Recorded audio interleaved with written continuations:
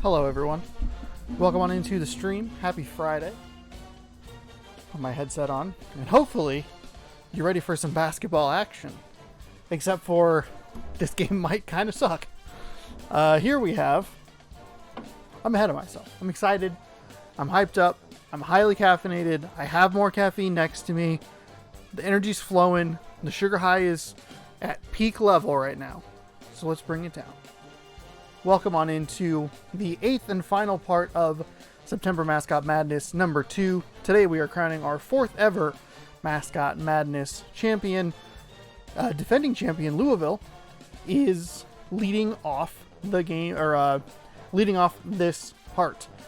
They are one of 4 matchups. You can see them right above me. And those matchups are, I don't even have to do that. I can see it. I can read it clearly. We have Villanova taking on Louisville, Memphis taking on Maryland, South Carolina in Arizona State, and then UCLA taking on UConn. So, 4 matchups today in the final part of the tournament. Thank you for joining me. Hopefully you're ready for 8 games of action. We have the 4 Elite 8 games. We'll have the 2 Final 4 games. We will have the 3rd place game. We will have the championship game for you all tonight as part of our big giant festivities.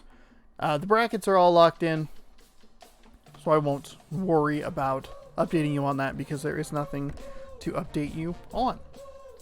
All right. Calm down. Nice and calm. We're relaxed and chill. We're going to enjoy some basketball. Hopefully this is a good game. I know I did not lead off with great confidence or enthusiasm that Louisville was still in the tournament, but we'll see if Villanova can have any luck against the Cardinals. So go ahead and enter in here. I fixed the settings. I remembered to do that. I did all the good stuff. We're ready to roll. We have our All-American. We're going to Freedom Hall in Louisville, Kentucky. Yes, go. Thank you. Launched emote fireworks on the channel. I don't even know what that means, but it's cool. Oh, she subscribed for tier 1. Hey, thank you so much. Thank you for your subscription. I appreciate it. I forgot what I was talking about. I get distracted by that notification, and now I have lost my thread.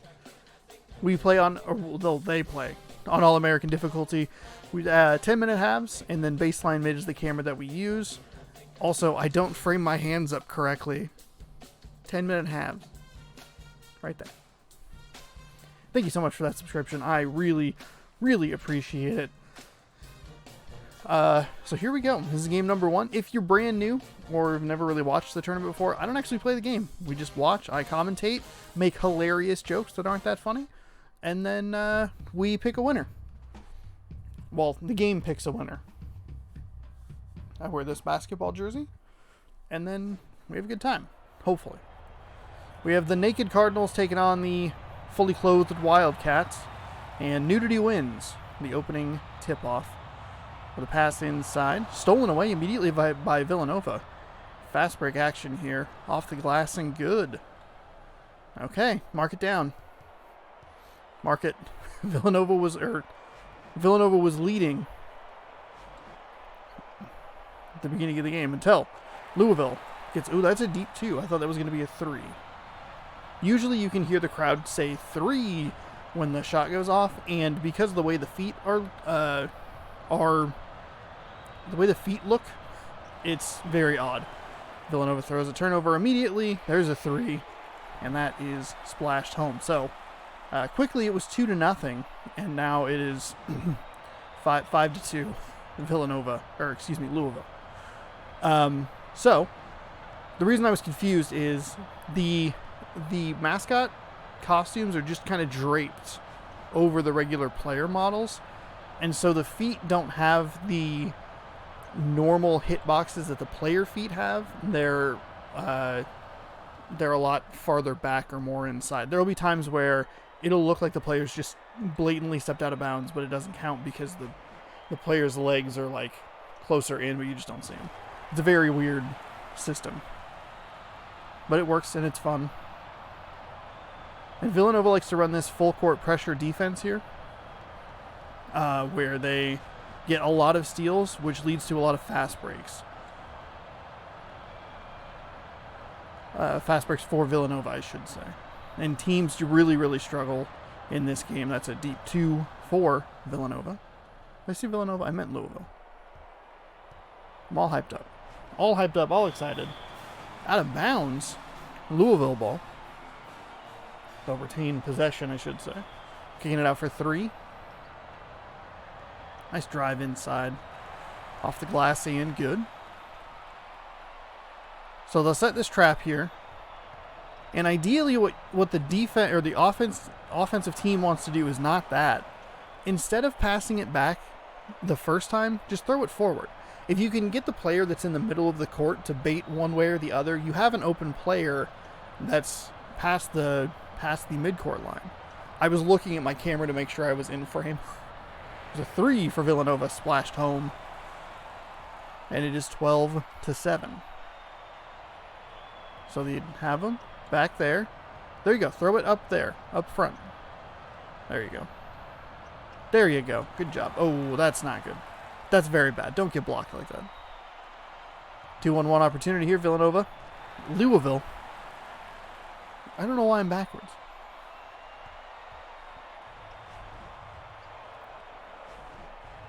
Oh, boy. There you go. Lucky.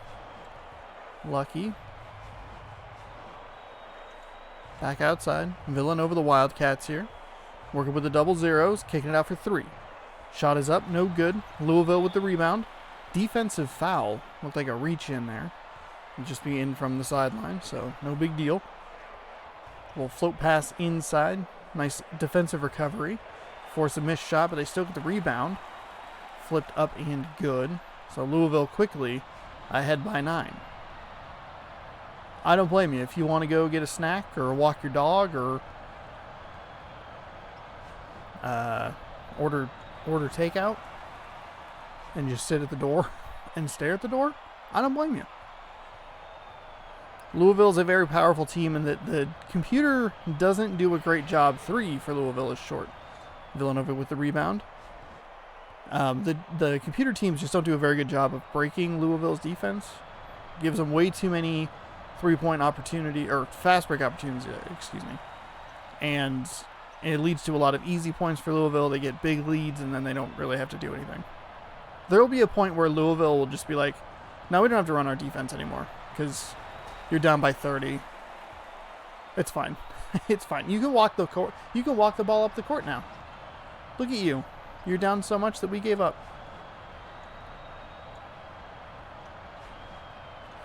Almost a 10-second violation. You had to get that ball going up the court at some point. But this is what you have to take advantage of. Louisville's missed shots, which does not allow them to set up their defense the way they normally would. But the other step 2, make the shot. Make a shot.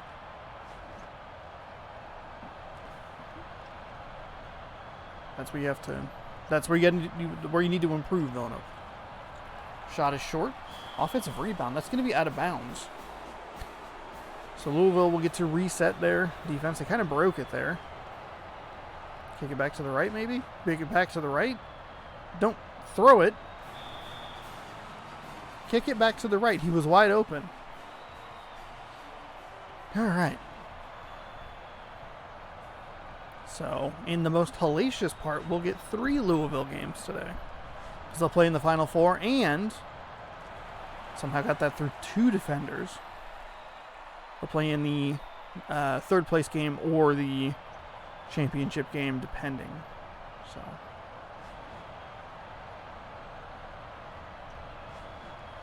Villanova trying to drive inside, ready to do a double team. Takes it back outside. 3 is up. It's short.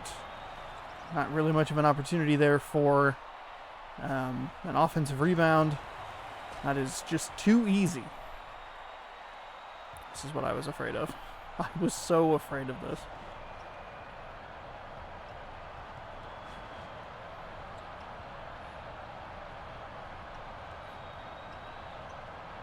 Pass inside. A little mid-range 2. That one's short. No good. Villanova might honestly be in danger of having the fewest points scored in a tournament ever. Currently, the low is 19 from Weber State against Clemson, I want to say. That's not helping. 24-9.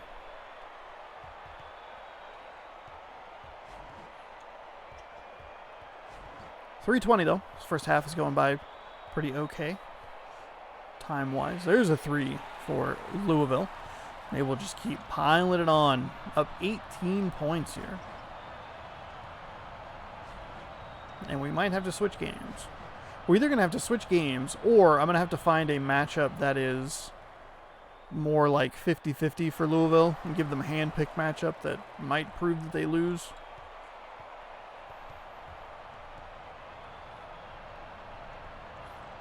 But I have the other one that I can look for is March Madness 2007.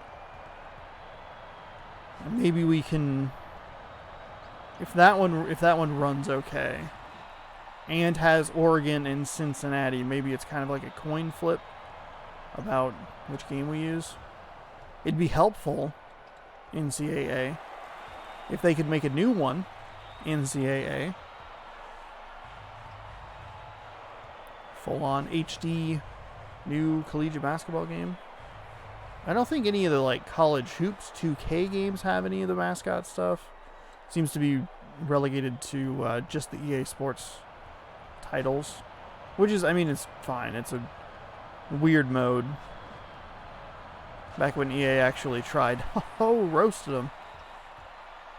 Remember when you tried EA? I kid. They have to pump out games every 9 months. It's not really much of an excuse, because the games, like, theoretically should be better every year. Like, for Madden to still be the mess that it is. I was playing Madden the other day. Madden 21. Brand new game in 2020. And I was doing a franchise mode with the Packers. And before each game, you can practice. And you can do specific offensive and defensive schemes, and get either like a gold medal, silver medal, or bronze medal, and the medal will affect how much experience your players get, and it's how to like game plan for your opponent, but also upgrade your players. So it's like it's kind of cool. It also teaches you concepts in the game of like actual football stuff of like, here's this like drag concept where if the shallow receiver gets covered, there's an opening further downfield, or if they're both covered, there's a back coming out of the backfield. It's actually pretty interesting and kind of helpful to like understand play design and scheme and stuff. So you run like 6 plays or whatever it is, and then once you do half of them well, the game will put you in the final thing, which will give you the medal depending on how well you do. On the defensive side, I was running like cover 2 or whatever, and you're supposed to stop them from getting a touchdown. But for some reason, I had to play 4th down twice, and it cost me a gold medal. Like, I was in line, I had stopped the 4th down, and it was golden, like ready to roll. Gonna get a gold, gonna get lots of experience for my players, hopefully level them up, get a better rating, get my team better, all that good stuff. And then it was like, oh no, 4th down again. And I'm like, how does this doesn't even make sense. How do you not know how to count to 4? It's just, it's really weird stuff like that. There's obviously like, the videos go around on Twitter and stuff, and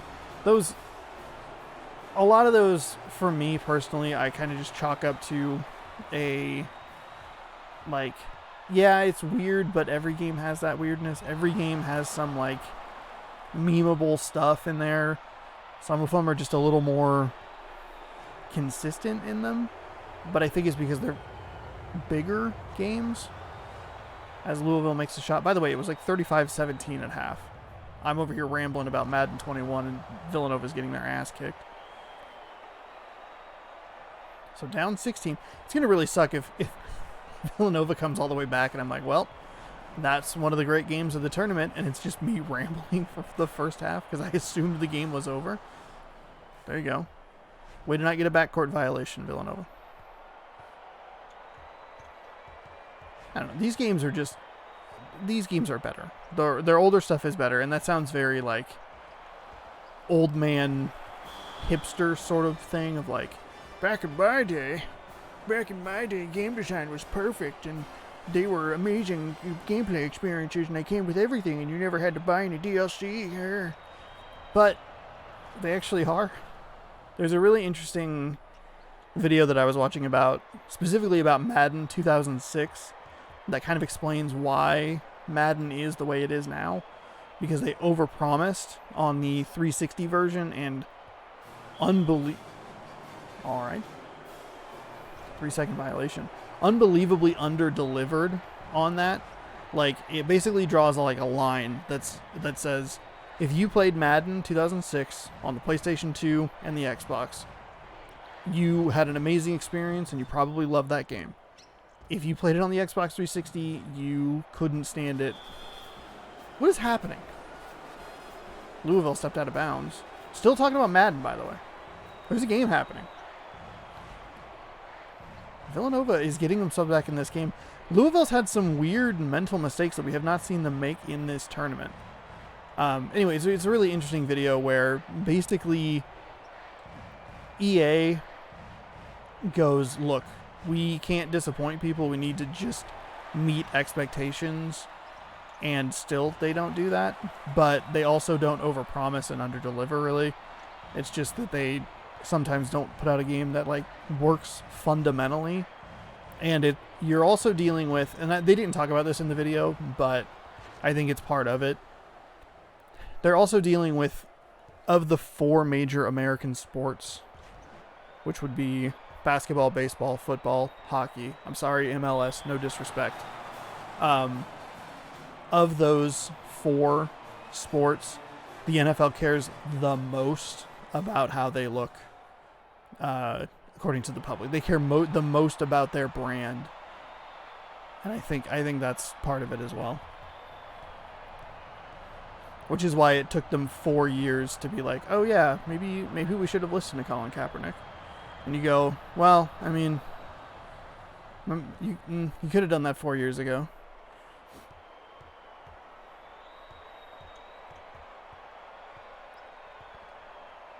Pass inside, stripped away. Could have, but you didn't, because you cared way too much about a bunch of piece of shit white people. Anyway, 40-29 here.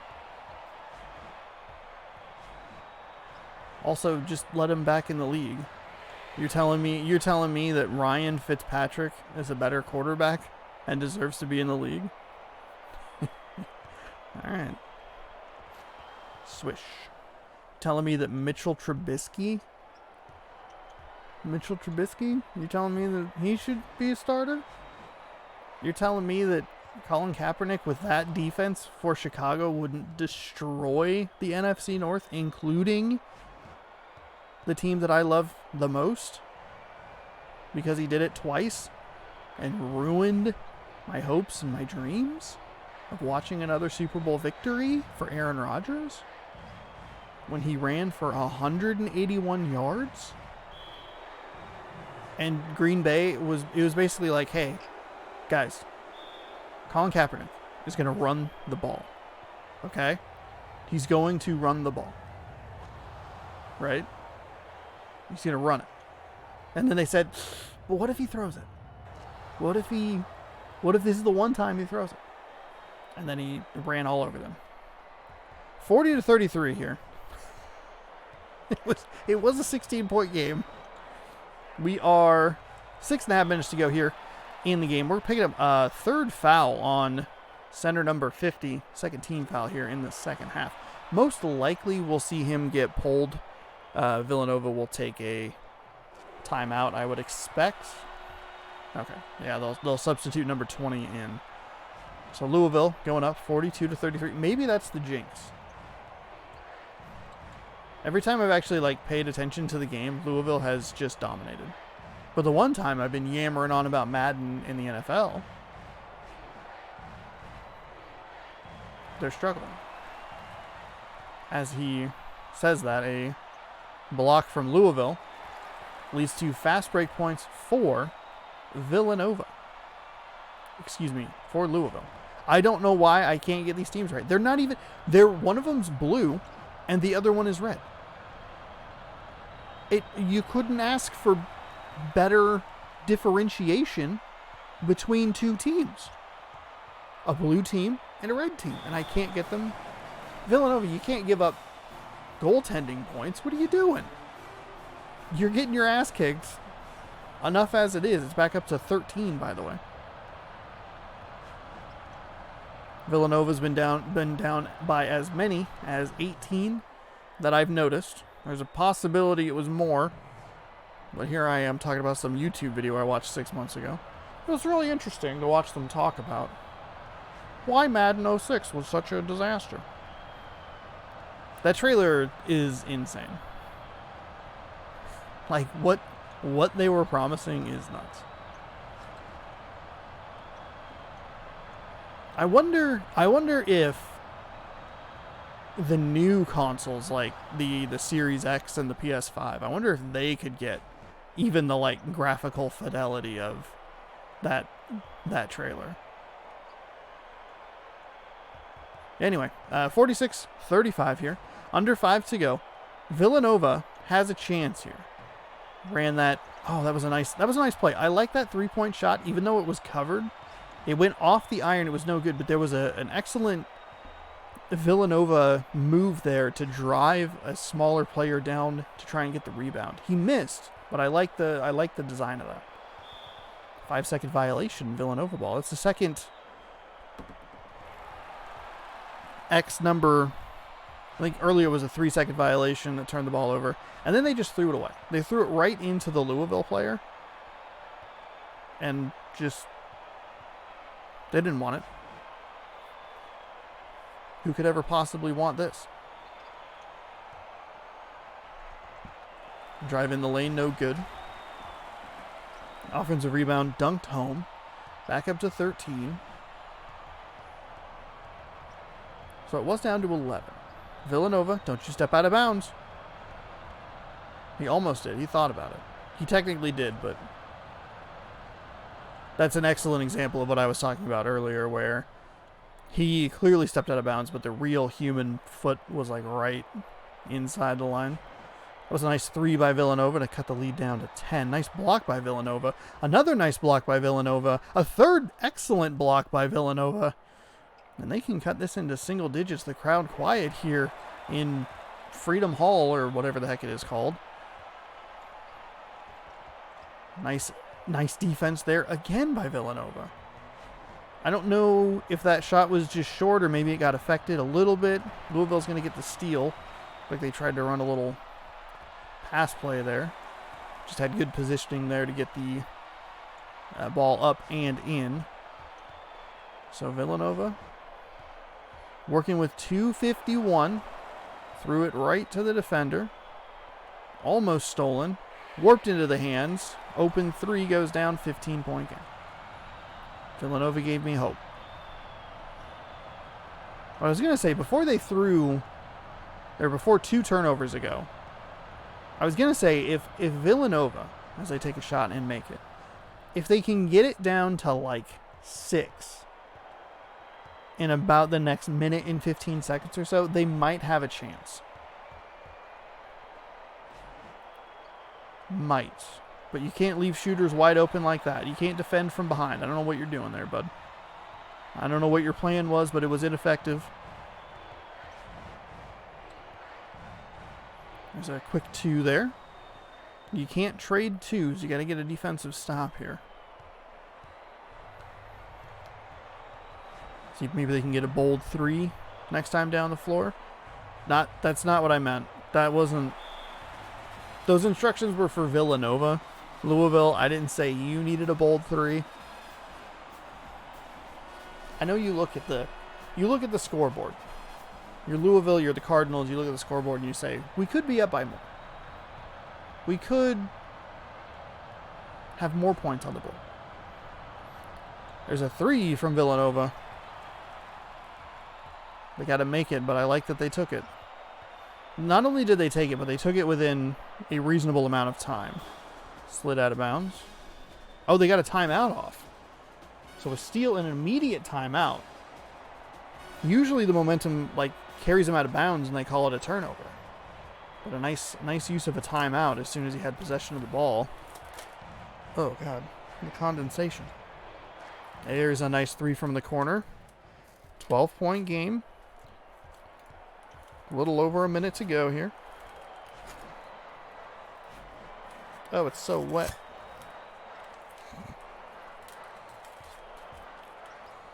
You know what I could have done? Could have just not taken the label off. Ouch. My foot fell asleep. Out of bounds. We'll see if they bother to put any pressure on at all. They're under 10 seconds. The ball gets separated from the Louisville player.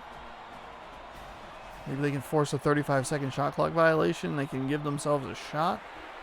3 is no good. Villanova's got to go quickly here.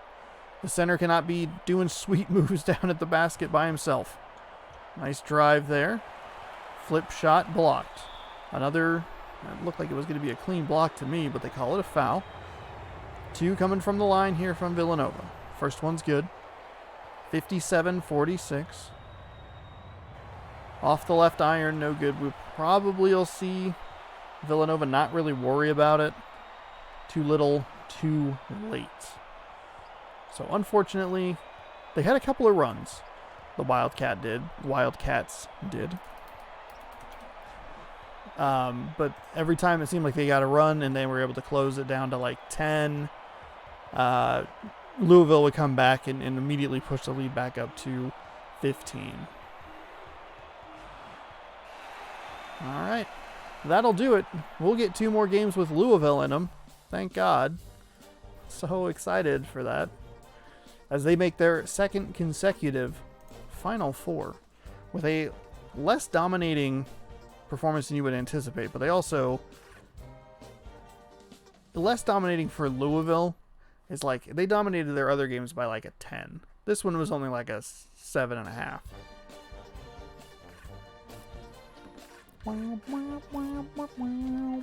I don't want a dynasty mode.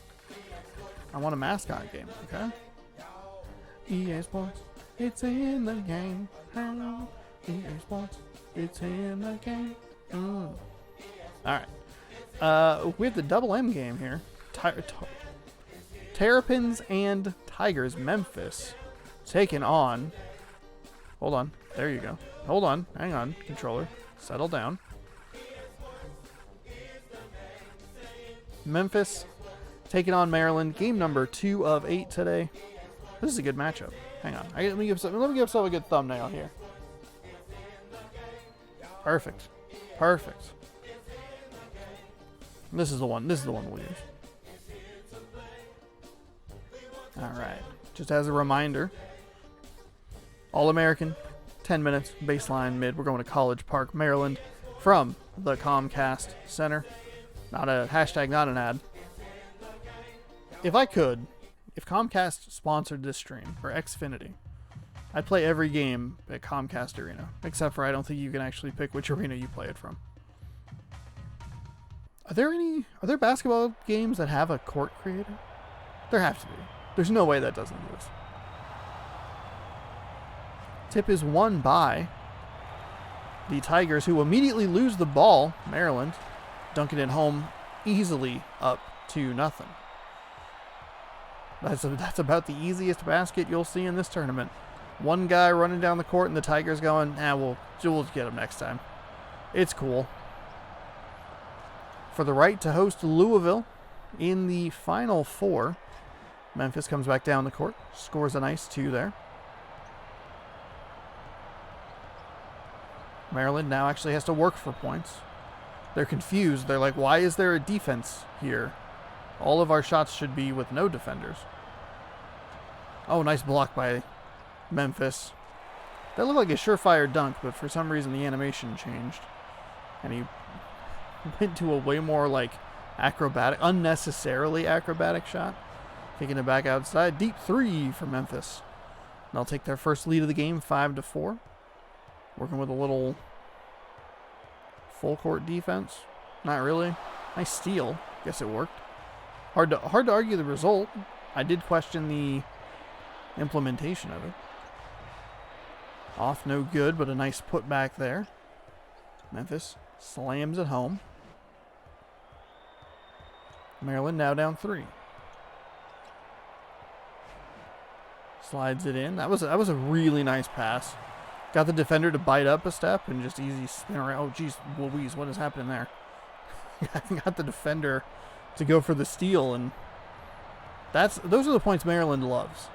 Non-defended, you know? Flipped up, bounced off that front iron and dropped. So we have a 9-6 game here.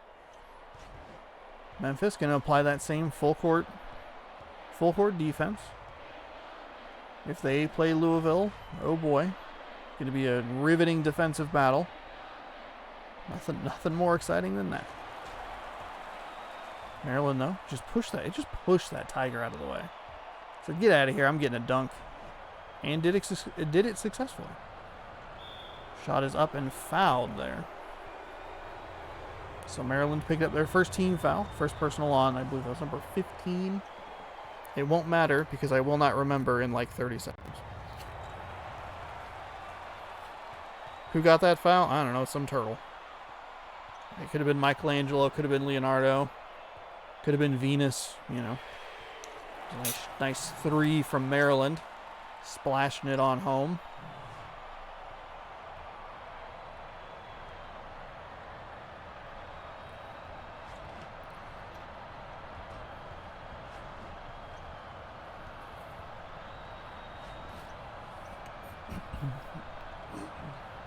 Pardon me. Oh, wow. Nice move. I don't really know what happened there. That Tiger ate a Butterfinger before he went on the court. Woo! Tony the Tiger supports Butterfinger.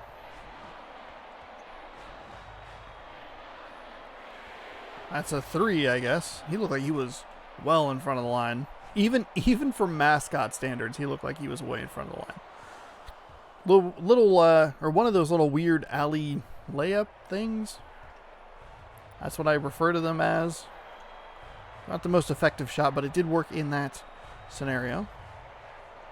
Maryland cutting inside again. They're having success against that center for the Tigers. They're able to get him out of position and really score easy points here.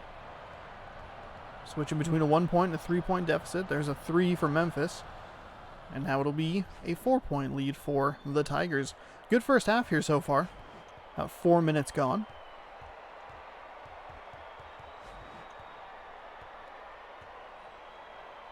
Spin and a jam on home.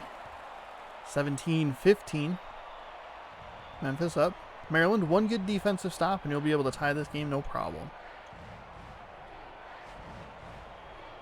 Zipping around the outside. Nobody really in the paint. They're trying to run a screen, but there are 3 Terrapin defenders right there. A little fall away 2.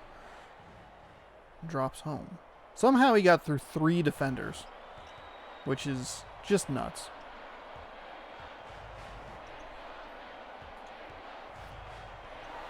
Nice steal there by the Memphis Tigers. 2-on-1 opportunity. Should have thrown it to the guy on his right. That Tiger was coming in hot, ready to make a layup for his team.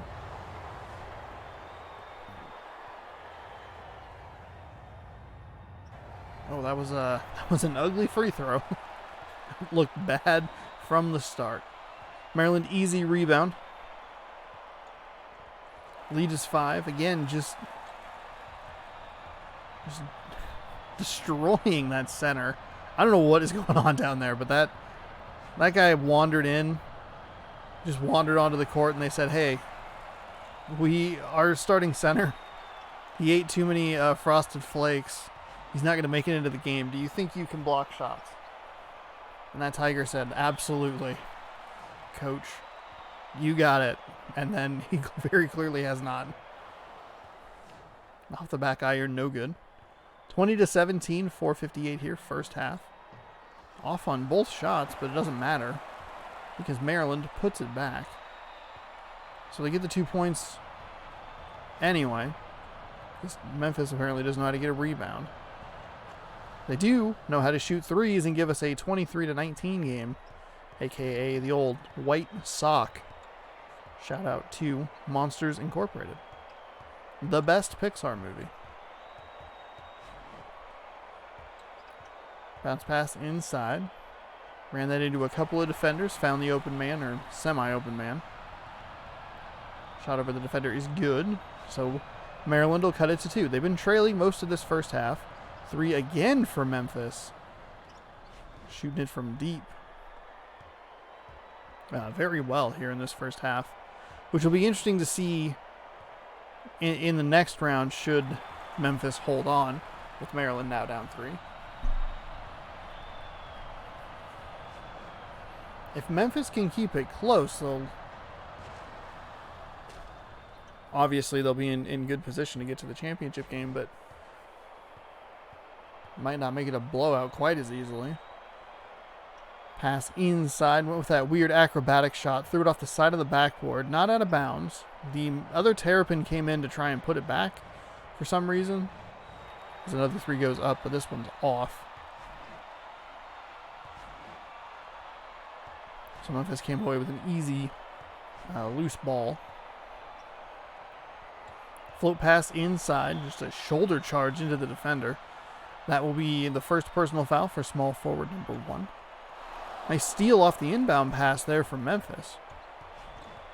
It'll be interesting to see if Memphis runs that kind of full court defense they're running right now. If they can maybe force Louisville into some turnovers. We saw Louisville struggle, in air quotes, struggle. We saw them make some mental errors in that second half. If Memphis can get a turnover or 2 here or there, turn it into easy points, which is what Louisville does so well. This is where you would smash cut to the final score of Louisville clobbering the winner of this game by like 30. The narrator voice being like, it didn't.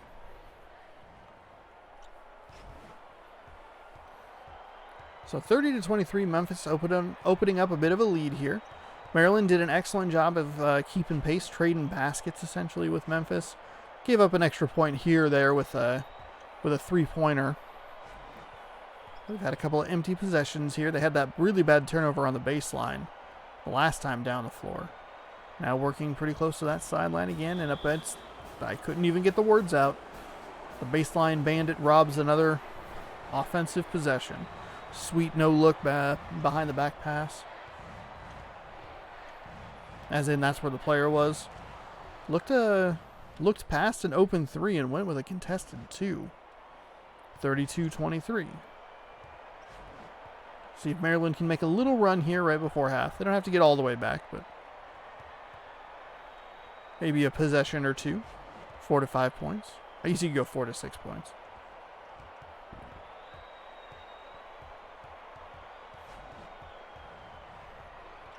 That was no points, by the way. Maryland came away with no points.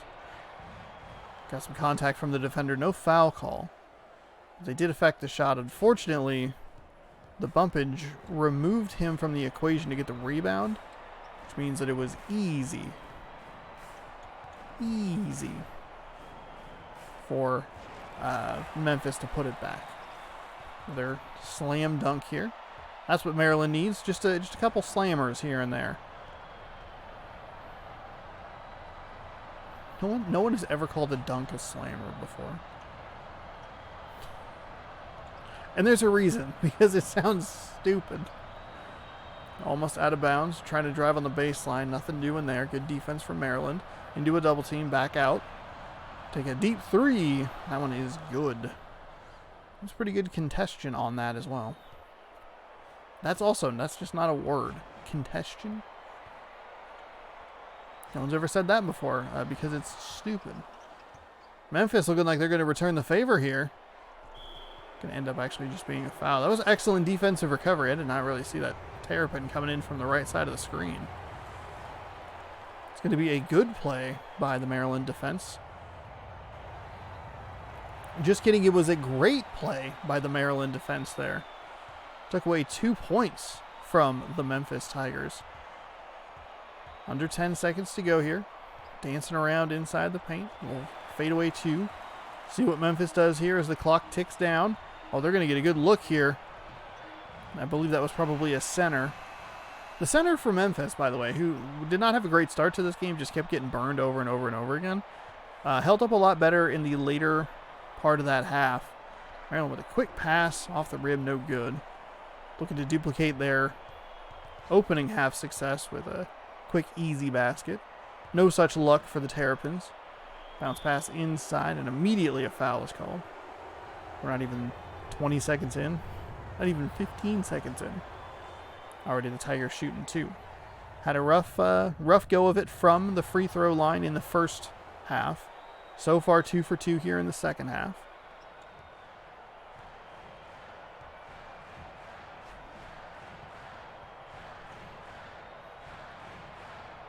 Off the right iron, no good. And the foul by Memphis. So Maryland to go to the line for 2. They also missed some free throws from the line. Or from the stripe, obviously, because that's where you shoot free throws from. Nice bounce there. Getting that home roll, as they call it. Maryland looking to give Memphis a little taste of its own medicine. Stripped the ball away. Excellent play there by Maryland. And Memphis, that was kind of a role reversal there. Saw that right at the end of the first half, except for Maryland making their free throws. Maryland got that foul right at the end of the first half. Put Memphis on the line. Now Maryland looking with this little full court defense here to get themselves back in the game. We saw the Washington Huskies earlier in this tournament use that kind of technique where they didn't necessarily always give you pressure all the way up the court or up the floor. But when they did, they were effective in getting turnovers. Memphis goes 2 for 2 from the line. Number 0 coming back in. 41-31. 9-13 second half.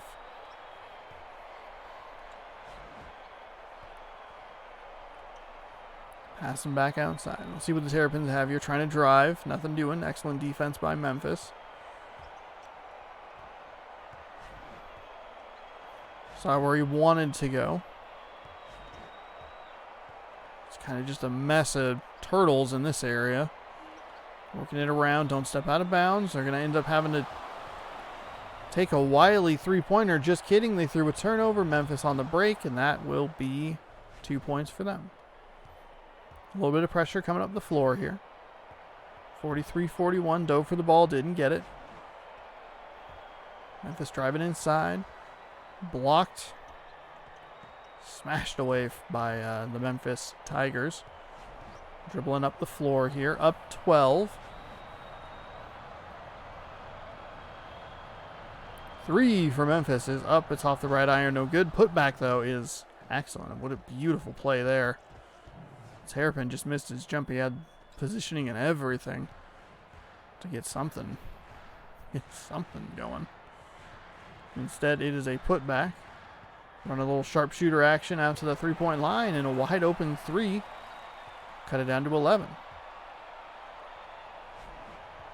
We'll need a few more of those, to get back in this game. The steal definitely helps. You got a guy on the right. Excellent play. Layup is good. 5 points in a row for Maryland, and we're down to a 9-point game here.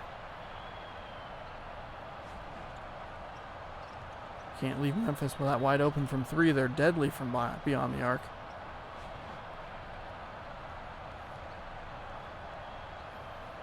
Driving into a double team. Nice recovery there by the Terrapins.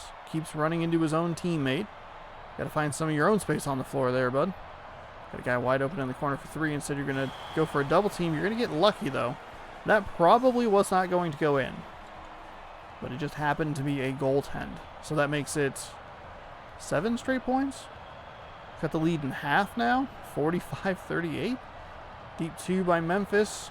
Putback is slammed home by the Tigers. Hopefully they can stop the bleeding here. Knock that tiger over. You ever seen a turtle knock over a tiger? Now you have. Run a screen. Free for three. No good. Tip in. Bounces off that right iron. No good. They're going up again. That one's put back, and that one is successful. Back down to 7. See if Maryland did a great job at kind of holding the lead in the first half. I mentioned it briefly, but they gave up a point here or there when Memphis would get threes. That one's off the rim, no good. But for the most part, Maryland was doing a good job at matching 2s for 2s. If they can do that down the stretch and instead steal some points for themselves like they just did, quite literally, they stole the ball away.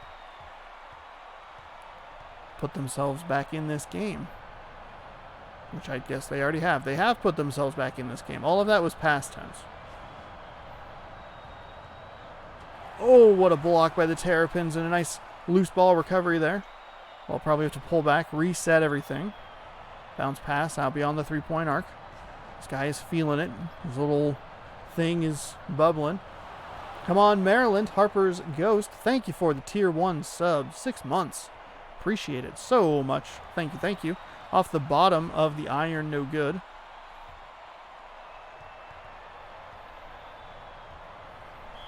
Oh, defensive foul. Maryland ball. It was a floor foul. So they will just take it in from the sideline. How you doing, Harper? Oh, you can't steal it or lose the ball like that. Nice steal by Memphis. Excellent defense there by Maryland. I know it led to a foul. Second foul, third team foul, second personal foul. But at least make him earn the points from the stripe. Which Memphis, in this specific case, Memphis has not done a great job at. Driving down the floor, splits the lane. Off the right iron, another foul whistled on Memphis. Shot is up and good. Another shot up and good as well. So lead down to 5. I think Maryland is actually in a pretty perfect spot right now. They're only down 5. They just picked up an offensive foul. That player, that Memphis Tiger that just got subbed out, has 4 personals. That was the 5th team foul on Memphis. Got a guy wide open for 3. Take it. Splash! And we have a 2-point game with under 5 to go. Second half. As the Terrapins just keep fighting. They kept their foot in that door. Looked like maybe it was a block there from Maryland. Still ended up at 2 points. Memphis just couldn't close the door. They were up by 13-14 at one point in this second half.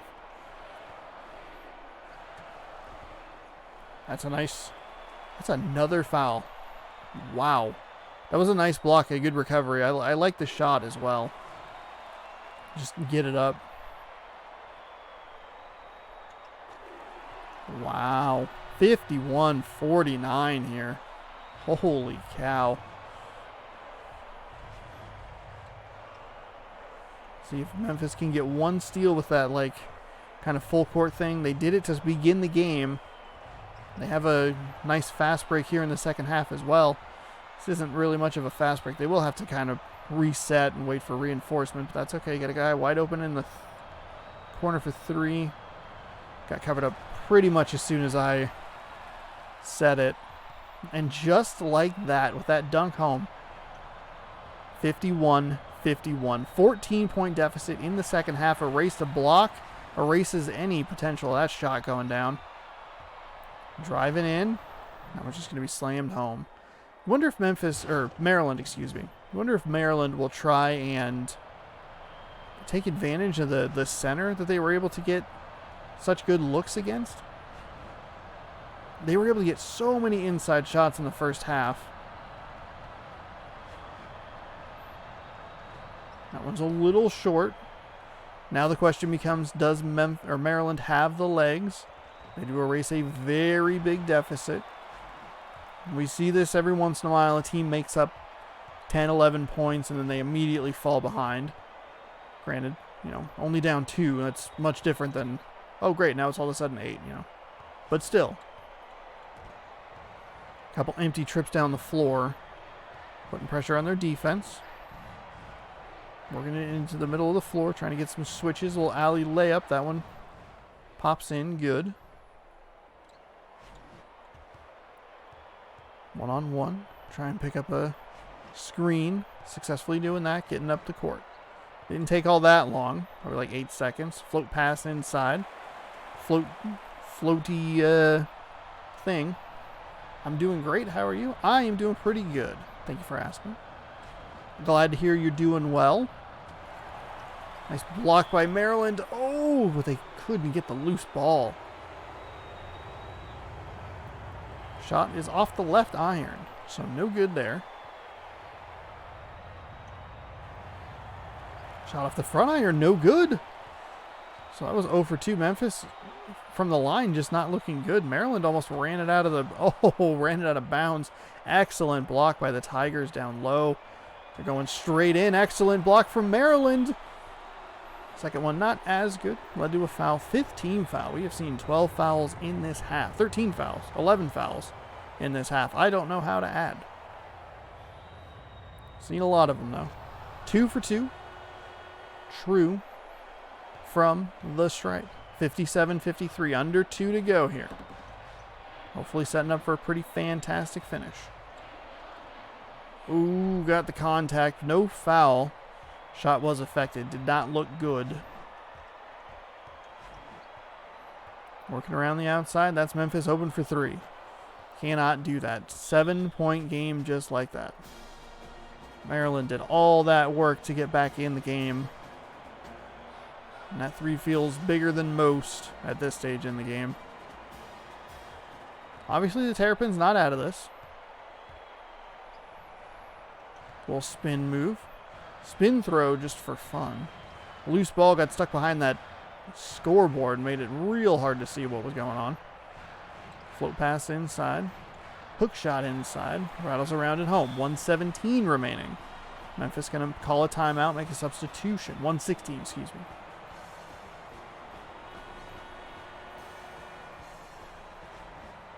I don't know. So 35 seconds coming off this shot clock gives it to you at about 40 seconds remaining. Kicking it outside. Floated inside. Interesting play there by Memphis. I don't know why you really threw that back in. You were fine doing what you were doing. I didn't even get through my thought process of like, do you foul? Do you not foul? Maryland's got to come away with points here. That was too quick in my opinion.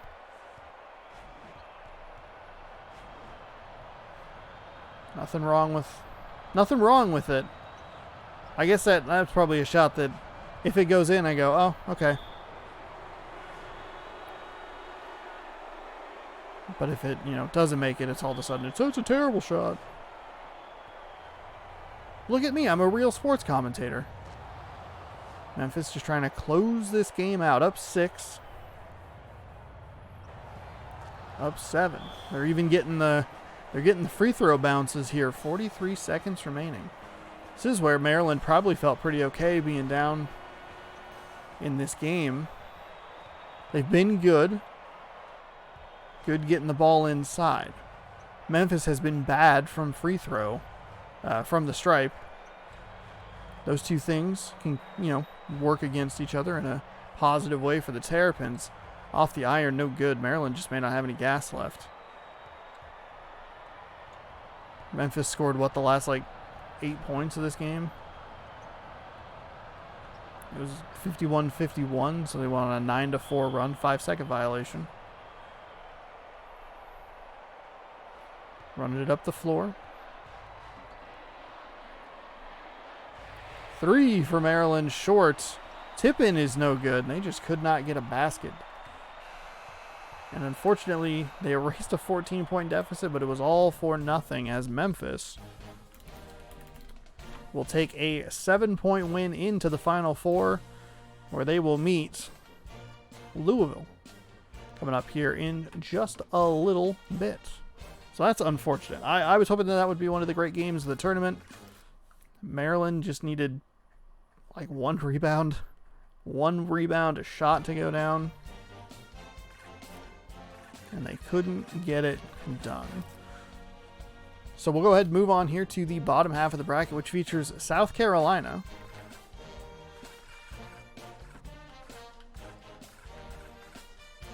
Hello, there they are. Taking on former champion Arizona State. So we'll get this one going here. A lot of red. We're going to, I believe it's Tempe, Arizona. Wells Fargo Arena. Quick editor's note. Fuck Wells Fargo. So, Tempe, Arizona. And here we go. Game number 3 of the day. We'll have our first half finale. UCLA and UConn coming up. Hopefully you like these teams, because the teams that win you get to see 2 more times in the Final Four and the third place game or the championship game. So hope you like Louisville. And Arizona State immediately draws a foul. I will say, happy to see Memphis go this far. Happy to watch them. Maryland would have been a good one to have in the Final Four as well. Watch a couple more times. USC, not that one, the other USC, University of South Carolina, up by the very odd score of 1-0. Going 1 for 2 from the stripe there. UCLA, UConn. Yeah, those were probably the 2 best teams left, were Memphis and Maryland. We're stuck with Louisville, Arizona State. UCLA's pretty good. They're all right. South Carolina continues to struggle from the line. Now, what is that? 1 for 3? 1 for 4. Arizona's gotten off to a sloppy start, but South Carolina's gotten off to a sloppier start. Swinging it around the outside. Driving it in. Couple of steps off the right iron. No good. Too powerful. Need to settle down on that devil magic. There's a man's hand getting in the way of the camera. Sir, sit down.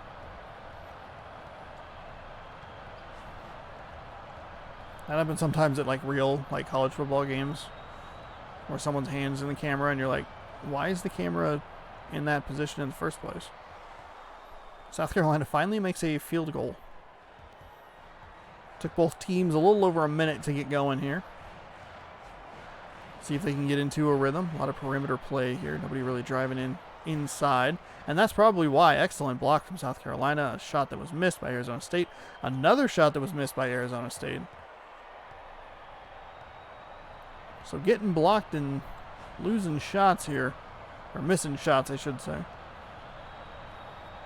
Not a good start for the Sun Devils. Sun Devils, I believe, won last year's tournament. So we could see our first 2-time winner. We might be stuck with a 2-time winner, which is fine. Nice steal right at the midcourt line for the Sun Devils, who are up 4-3, trying to get some easy points. That wasn't easy, but it was points. Another steal, and no, and they threw it in. I don't even know. It's 8-3 all of a sudden.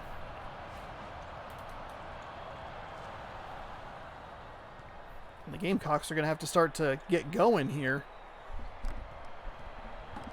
Because if they're going to turn the ball over and give Arizona State a bunch of free, easy points like that, could be down quickly with the slow start that they have had.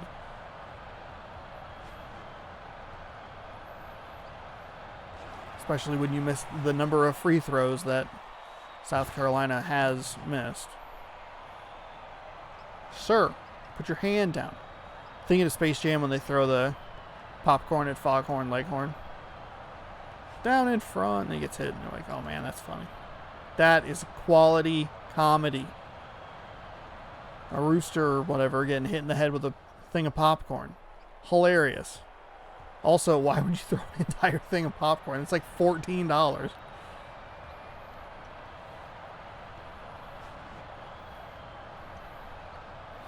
It's like somebody on a date, and they're like, the person they're on a date with gets really annoyed, and they throw the popcorn. And they're like, come on. Are you going to buy the popcorn again? And they're like, no. I don't have to No. Can't find my checkbook. Hope you don't mind I pay the guy in change. Staying there going, didn't I just see you come through this line? Yeah. I date through my popcorn. What? There was a rooster or a hen or something and got in the way. So my date through the popcorn. Okay. Okay, alright. What I would do in that scenario, I would take a page I would take a page out of my friend the West Man, a nickname that man gave himself. Miss you, buddy. He's not dead. I'd take a page out of his book. He is a ginormous cheapskate. And I mean that in a kind and joking way, like a playful banter way. Because I mean, he's self-admitted. It's not like I'm making fun of him or like picking up on weird things that he does that he hopes people don't notice about him. He like willingly tells this stuff. What he would do is on dates, he would dig through the trash to find like recently discarded popcorn bags and buckets, and then would rip them and then be like, hey, I might have a hole in my bag. Can I get a fresh one? And then get fresh popcorn. And I'm sure he would do it with drinks as well. So if Foghorn Leghorn, well, okay, let's rewind. If I were on a date, right? Step one, go on a date. That's hard enough as it is. Step number two, Foghorn Leghorn has to be there. And in the way of the film that I am watching. If that happened, I would more than happily dig through the garbage to not spend another $14. Or I would actually go track that bag down and find where it landed and just say, I spilled it. Can I have a new bag? Dropped it on the floor. There's popcorn all over the place. Ignore Foghorn Leghorn with the popcorn on his head. Just ignore that. Don't worry. That was unrelated. There's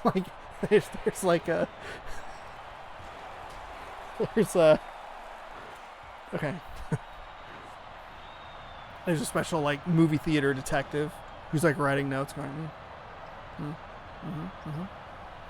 we're gonna need you to take you in for questioning. But my movie's about to start. And they're like, oh no. You come back after the movie. We'll take your questioning. Okay.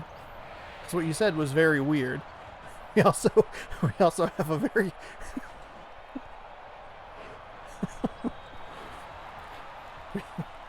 we also have a very buttered up hen. I don't know what he is. We also have a very buttered up hen that said that popcorn came flying at him, and you mysteriously have dropped your popcorn. Something doesn't quite add up. And so this is where you would insert that gif from Key and Peele where he's drenched in sweat. And that's me trying to get free, like a free refill. Oh, shit. They're on to my game.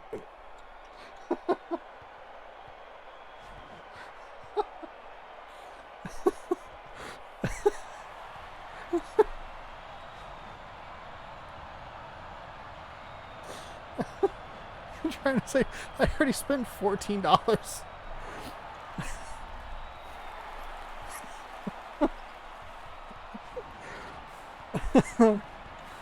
Oh, that does remind me of so one of the things that about me is that I really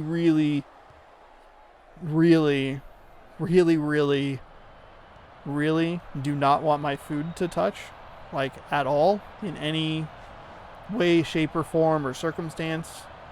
For any reason at all, I do not want it to touch.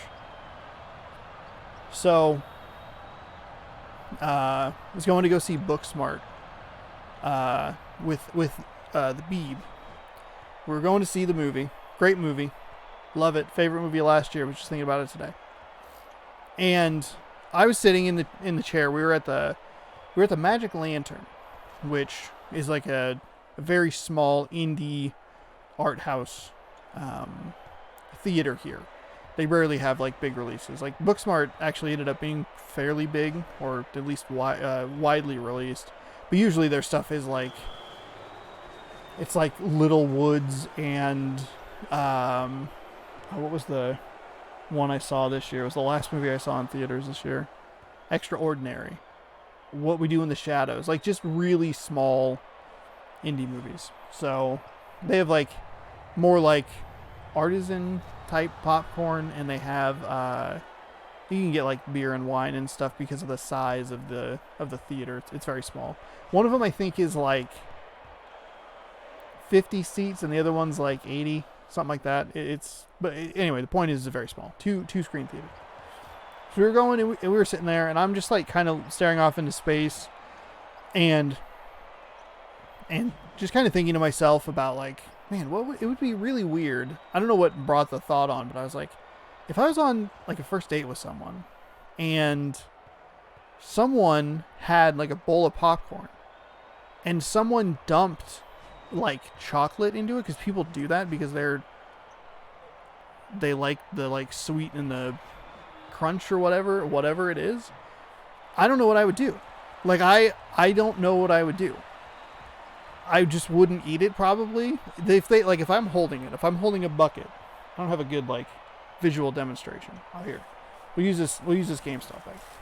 If I'm sitting here and I have a bag of popcorn, and then someone was just like, I like chocolate covered raisins in my popcorn, I would look at it, not know what to do, and then just hand it to them, and then just not eat it. And so I was thinking about this, and I was explaining it to her. I was like, I don't know what I would do. And she's like, oh, did you not see the person like right in front of us? Like immediately in front of us, have a very small bowl of popcorn and dump peanut M&Ms. And I was like, oh no, I did not see that. I did not see that at all. Or maybe I did subconsciously and I just didn't realize it. And it was just this weird like thing that I was thinking about that actually happened. And I looked at her and I was like, I wouldn't eat it. I'd be like, you're on your own. The date's over. I just walk out. Can't do it. There's a basketball game happening.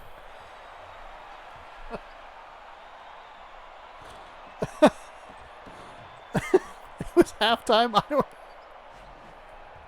I gotta save all of this. Louisville's still in the tournament. I need material.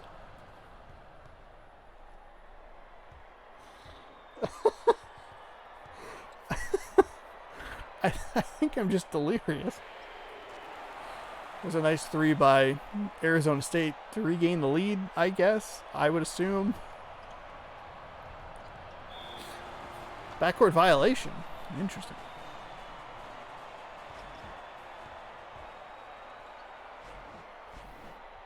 This game might be on the top 5 just because I like the stories in it.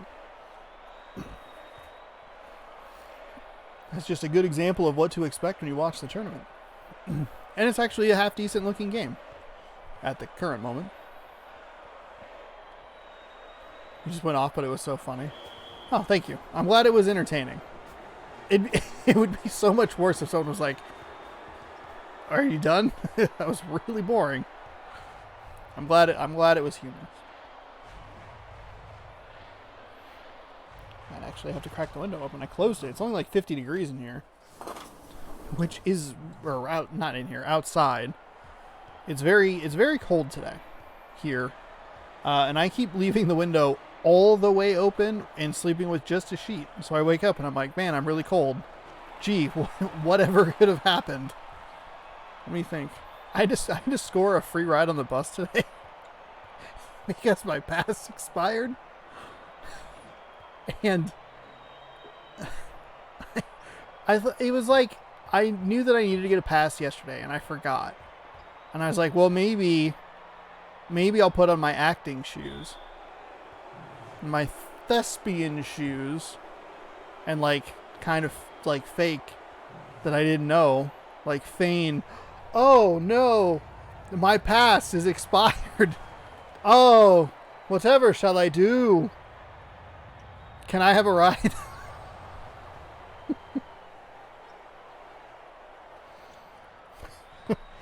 But I forgot. I remembered yesterday. I got up this morning. I did my whole regular routine after forgetting to buy shampoo and body wash at the store for 3 days and like having to just hope that there was enough in the bottle that I was using. So it took me 3 days to remember that. I can't imagine how long it was going to take me to remember that I needed to get a bus pass. There's a really good game happening in front of me. What? He was clearly out of bounds. What are you doing? That was an excellent little steal, too. You just threw it. Steve, no! Steve, no!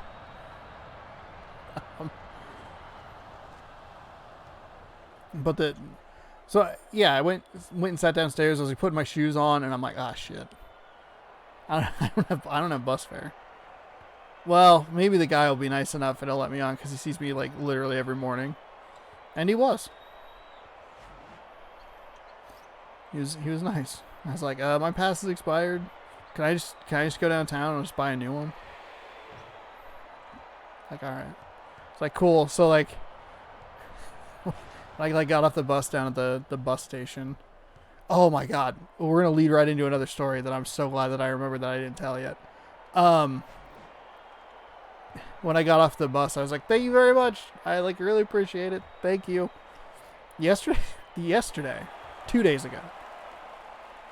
Yeah, 2 days ago, I had the weirdest experience at a Subway that I've ever had in my life.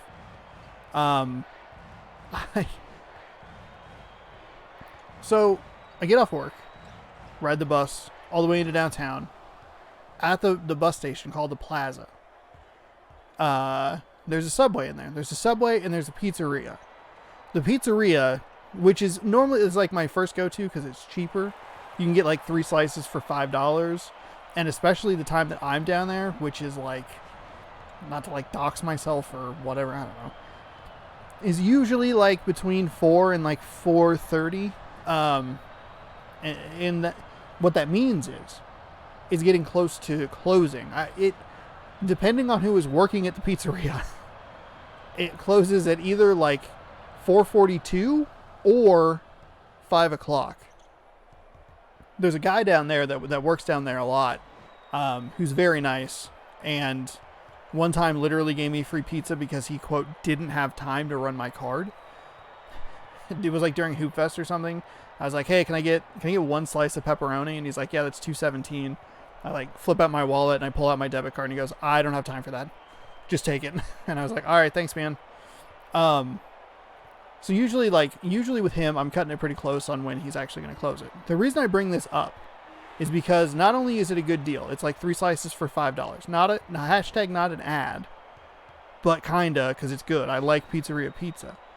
But when it's closing, you can get extra pizza for the same price, where he'll just throw in extra slices so he just gets rid of whatever he has. Instead of throwing it away, he's just giving it to a customer for free.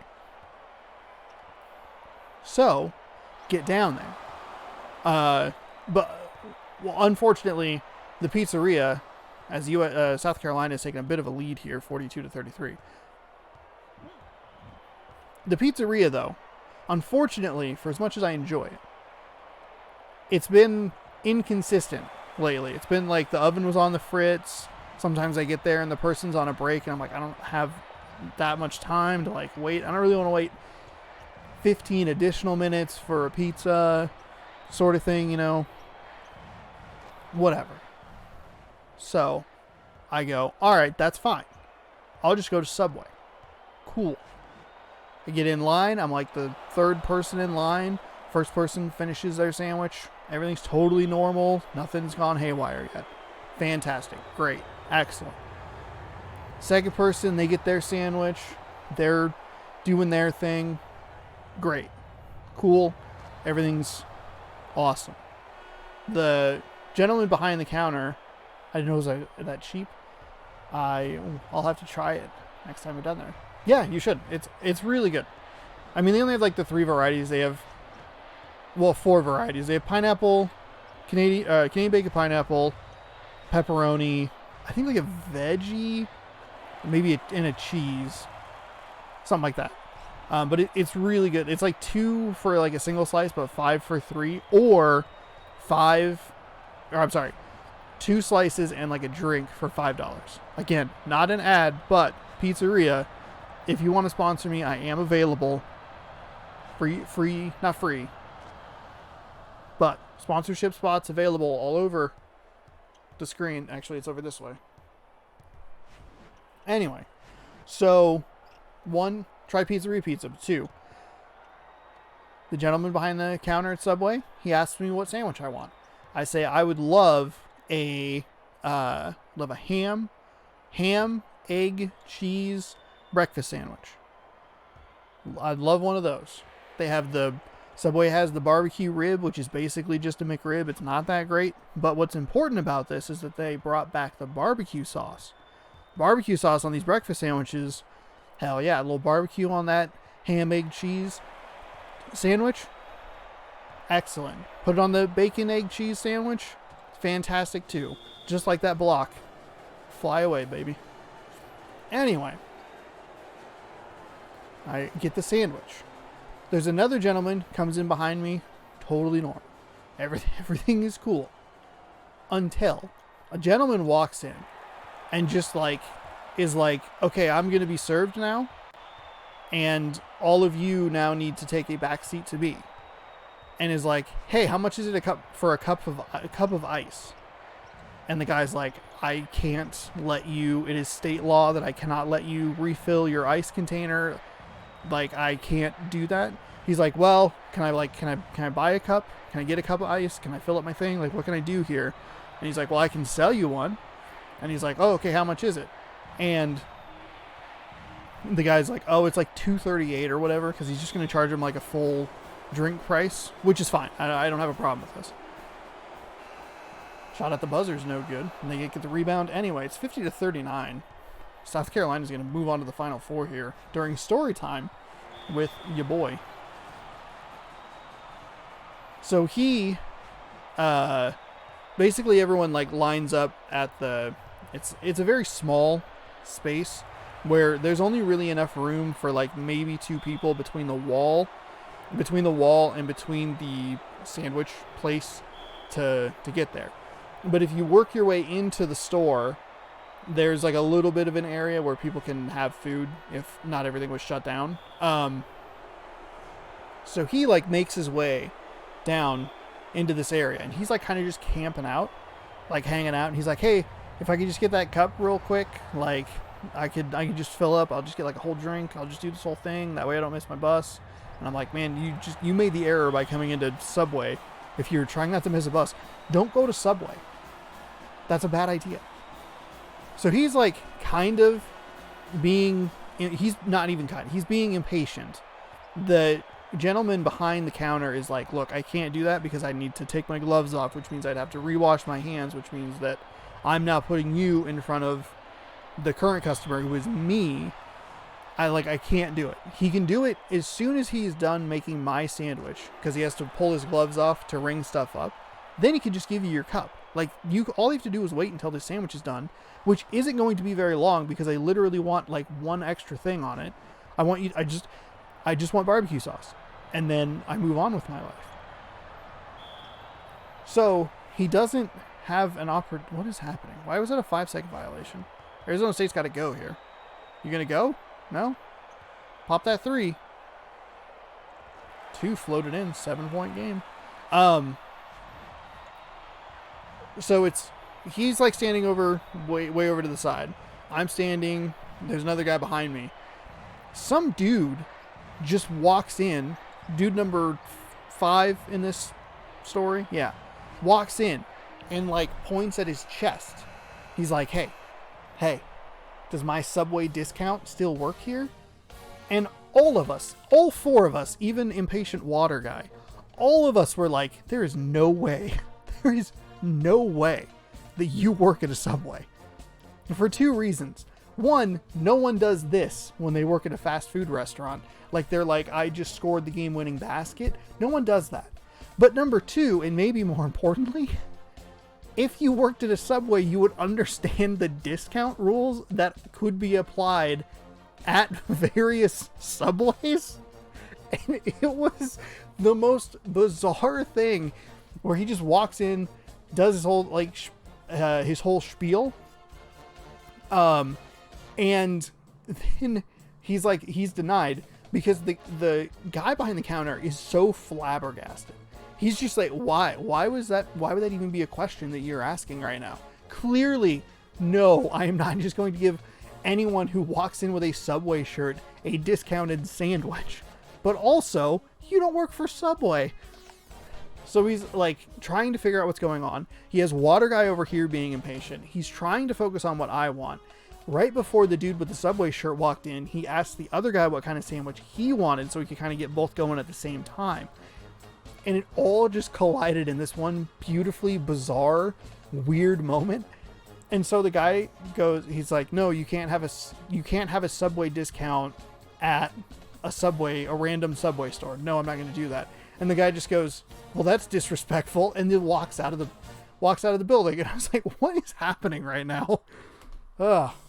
Anyway, but then because of that sandwich, I was 15 minutes late to work because I almost pooped myself at that same bus station. So I guess I got the karma on that because I had eggs.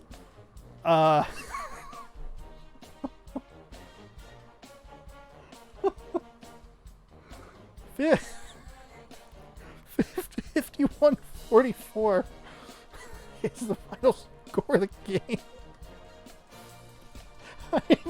I didn't talk about that game for 15 minutes.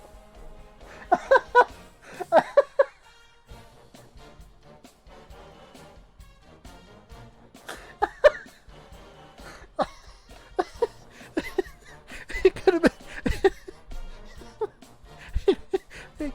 It could have been the greatest game of all time. And I'm yammering on about pooping my pants.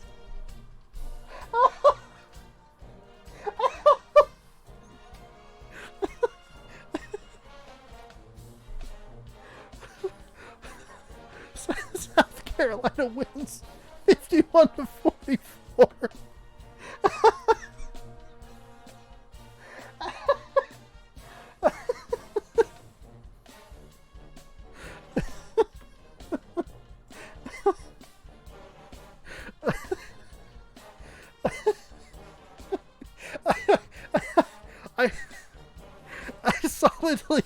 I solidly commentated for like the first 2 minutes, and then it was just off to the races.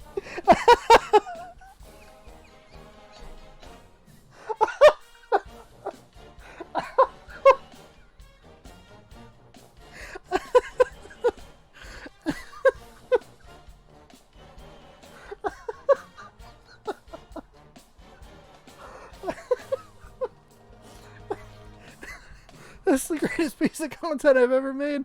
That's the greatest game of the tournament.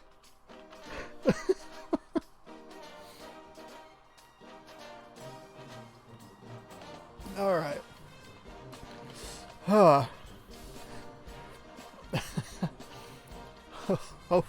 Hopefully you enjoyed those stories.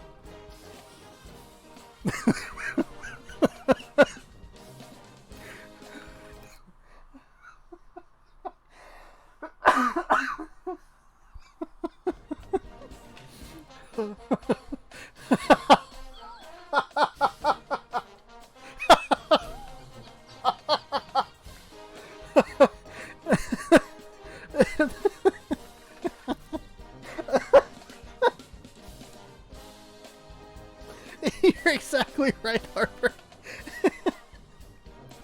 Someone's in the retro category, and they go, who are these mascots playing basketball? And they tune in, and the first thing they hear is, I don't really like it when my food touches.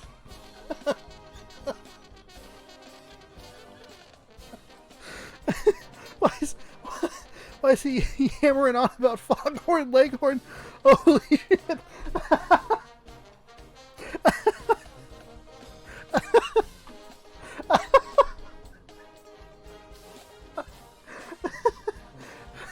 All right. Whew.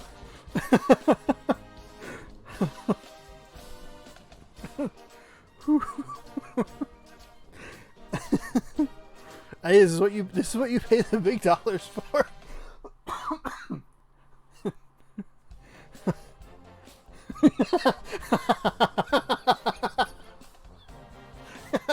Check this out. Yeah, so I almost shit my pants. I had eggs at an inopportune time. I was lucky to make it to the bathroom.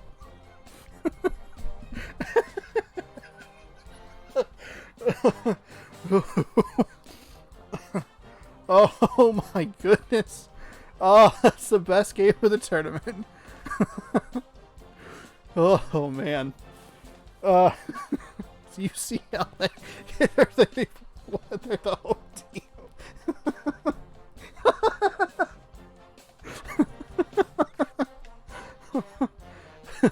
No, wait, no, they're the away team.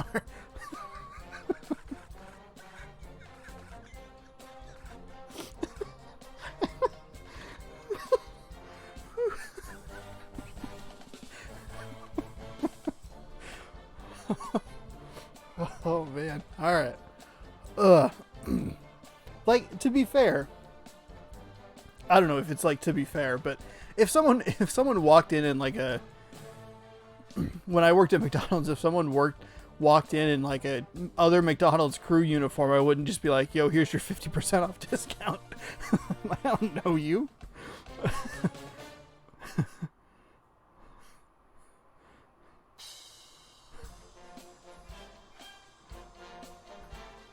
Now whatever. Just don't go off 2 minutes in. I'm actually avoiding starting this game so I can get this all out. Alright. Game number 4 today features UCLA taking on Connecticut. We are going to be in Hartford, Connecticut, I believe is where the UConn Huskies play. We've seen a lot of ranked teams here in the top.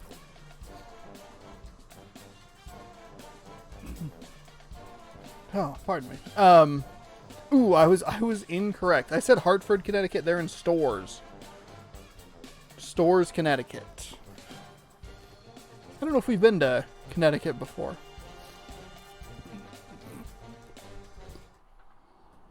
Ooh.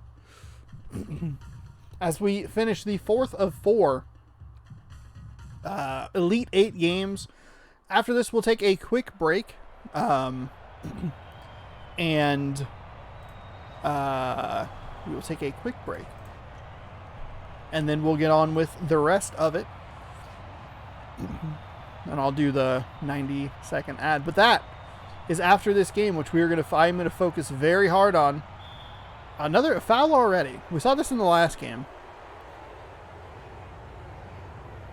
UCLA not having better luck than South Carolina did during the 45 seconds I was paying attention. Shot up and good. So 2 games, back-to-back games where we have a weird 1-0 score. So far I have commentated 3 games, and 2 of them have not been about the game. As UConn, a little too strong off that right iron, pops up and goes out of bounds. So we'll see UCLA, who had to travel all the way across the country to participate in this game. Down, losing the ball.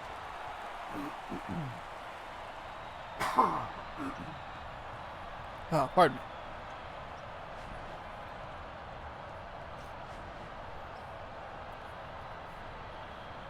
Three for UCLA, getting a nice open look there. Struggling a little bit from the field here. They have the 1 point from the free throw attempt. Finish that word there, bud. And Connecticut leads 2-1. Fade away 2 or fall away 2. Up 4-1 now. See what the Bruins can do here.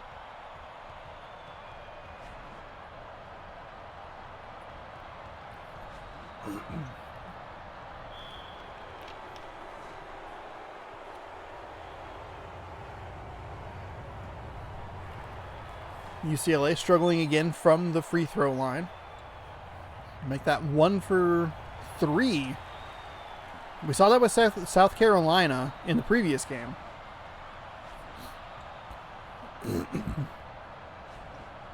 And South Carolina did end up winning, so... Oh my goodness. Hit every bit of the rim there for UConn, up 6-1 here. The Bruins are going to need to find their footing quickly on the floor so that they... Three-pointer? There they go. They don't fall too far behind too quickly. No reason to dig yourself out of too big of a hole here too early. Try and keep it close. Nice move inside. Drew the foul. That was an excellent move. That was also, I would argue that was pretty good defense as well. It wasn't an easy layup for two. It was granted 2 points from the line, but still, at least making it harder. Because the Connecticut offensive player had the UConn defender just flat beat. That was it. It was over. That was going to be an easy 2-point conversion. 2-point. That's a football term. Going to be an easy layup. But at least he had to earn it from the stripe. UCLA matching those two with a 2 of their own. 8-6 here.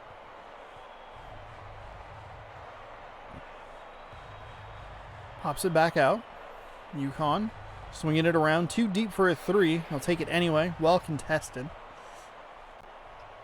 Throwing the ball forward. It's a 1-on-2. Yeah, I couldn't imagine him trying too hard there.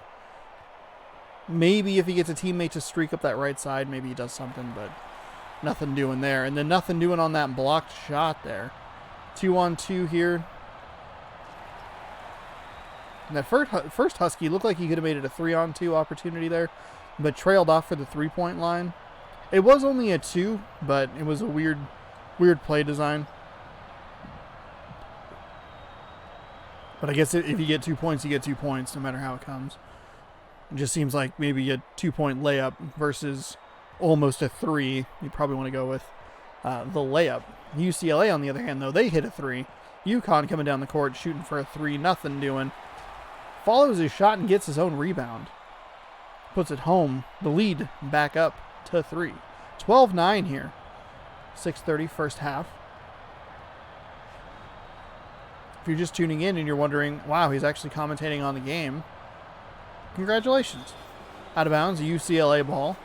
It's really too bad that that scoreboard does not ever fade out or anything. Granted, 2006 game, it's as out of the way as it's going to get. But when stuff like that happens, when there's a loose ball and it just rolls right behind, I don't know what's happening. Nice move inside.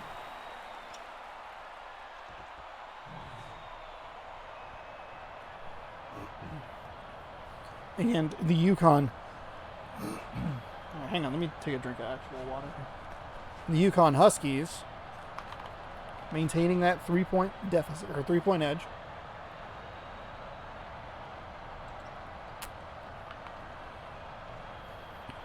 Mute my microphone.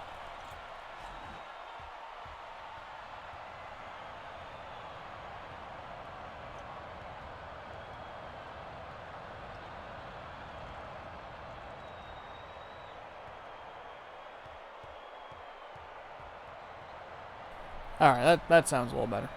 It's a little raspy, but it was just a little something happening there. I'm sure this didn't look good, but we'll stick with it. No, I'm good. Thanks, pop-up. I appreciate it. Couldn't possibly be doing anything else on my computer right now. Thank you for getting my attention during the stream every single time I stream. Pass back outside. UCLA now only down by 2. Deep 3 for UConn. Nope, that was UCLA. I'm sorry. That was deep 3 for UCLA. I was watching UConn and did not flip my brain. Trading threes here. UCLA had that sweet 1-point lead for just a brief moment. UConn immediately saying, look at what we can do with no pants. We can make threes too. And we can get a 2-point lead out of it. Another 3 from UCLA. Threes everywhere. Let all the defenses be aware that you're going to shoot a 3.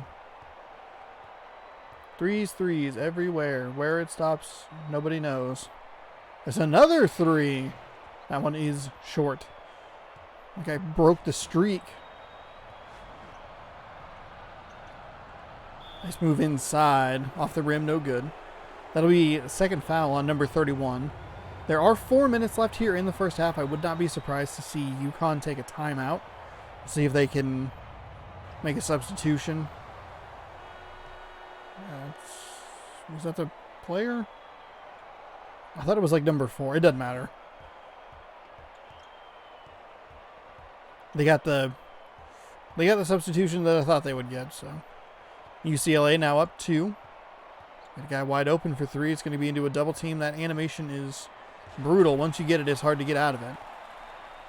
UConn, though, fortunate and lucky to be able to get out of that double team animation. It usually ends up in a strip. Doesn't always end up in a turnover.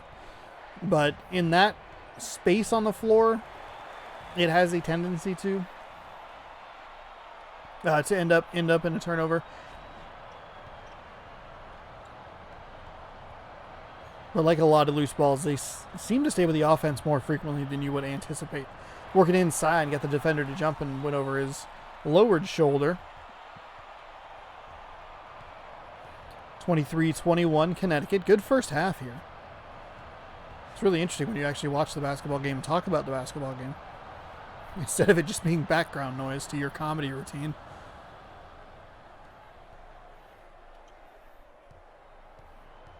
(23-23) 2:50. First half here. Final ticket to the Final Four getting punched.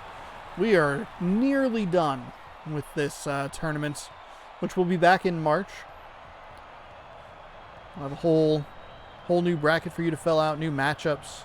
Same teams, though. And to be honest, there aren't a ton of extra teams anyway. The first game I had, when it was NCAA March Madness 2005, it was almost just a 32-person or a 32-team tournament because there were only 54 teams in the game.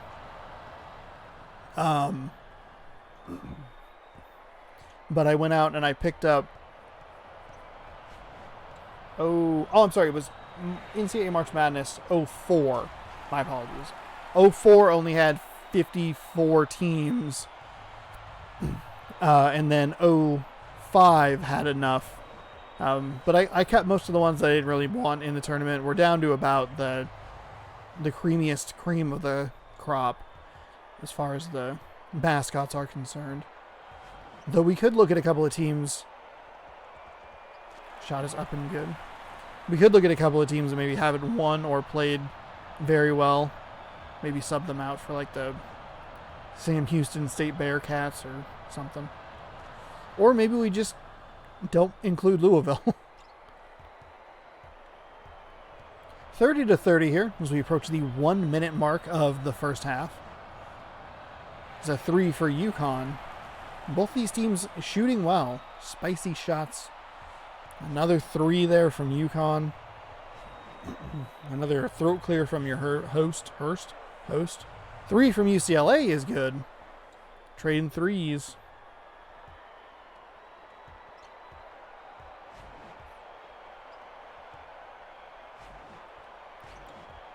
Trying to drive inside. Not a whole lot doing there. Got a guy open in the corner. Defense kind of trails him. That's a steal. Looking for the deepest Husky in the paint there. Just couldn't find him. Found the bear that was in between the two Huskies. Made you wonder why he was even going that far down the court, up the court anyway. Fall away, fade away 2. Nothing good. Or nothing doing there. The putback was no good. And the second rebound is attained by the Huskies. Maybe looking for a 3 there. Nothing doing. Backs out. A lot of Huskies over on the left side of the court. Stripped away by UConn, but that was a loose ball that was picked up by UCLA off the side of the backboard. Nothing doing. UCLA will get the final shot, but it will not go in. So we have I believe it's 33-31 game here. No, 33-33. Excuse me. My bad. As we start the second half. Highly competitive first half with a focused commentator. A win-win for September Mascot Madness. Spinning around. There's a 3 from UCLA. Doesn't really matter because it didn't make it. Tipped in by the Bruins. Keyed in by UConn. Driving up the floor. A little more on the right-hand side this time around. Now they're moving some players over to the left, right in the middle. And immediately, UCLA power forward number 15 picks up a foul, but UConn can't do anything with it so far. 0 for 1. We'll make that 1 for 2, so 35-34 now after the UCLA bucket and the UConn Huskies foul. I flipped the plural there and my brain broke. I slam home there to give UConn the lead at 36-35. Winner stays home to play South Carolina. The Gamecocks coming off of a thrilling victory over the Sun Devils. Low scoring game in that one. What did I rate? It was 51-44. Yeah, 51-44. I would not be surprised if we hit that kind of points with maybe like 5 minutes left. Both these teams have been very powerful from an offensive standpoint.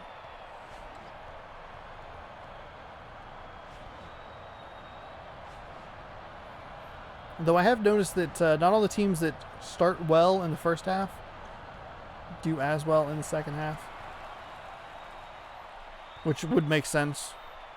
Hard to maintain a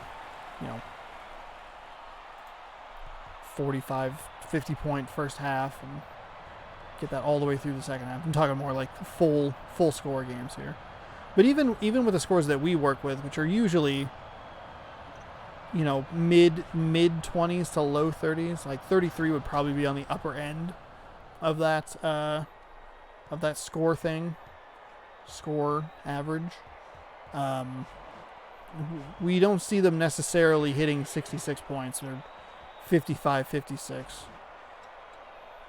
But it doesn't matter, because as long as the games are good, we're having fun, Pump fake, close to that sideline. Stays in, working it around the outside. They got one guy kind of down in the paint area, but he's not really doing anything. He kind of called for the ball. It's going to lead to a block on UConn. It's going to be out of bounds UCLA ball. Look at a celebration animation here and a little bit of a reset with 7:20 remaining. UCLA has 13 seconds on the shot clock. A 40-39 deficit. And they'll pass it inside. Oh, what a block by UConn. I thought that was an easy 2. It was not. As that Husky showed up, that's going to be a 4-point opportunity. Oh, my goodness. That was, team foul number 3 as well for... what's it called? Reloading my video player. They do successfully make the shot. So, 44-39 in the very rare 4-point play. We see the beyond the arc. He just ran out of bounds. That bear forgot where he was. Thought he smelled honey in the concession stand, but the ball was coming towards him. We've seen the beyond the arc fouls where it is 3 shots, but I don't know if we've ever seen a 4-point play. And if we have, it is very rare in the over 200 games we've done now.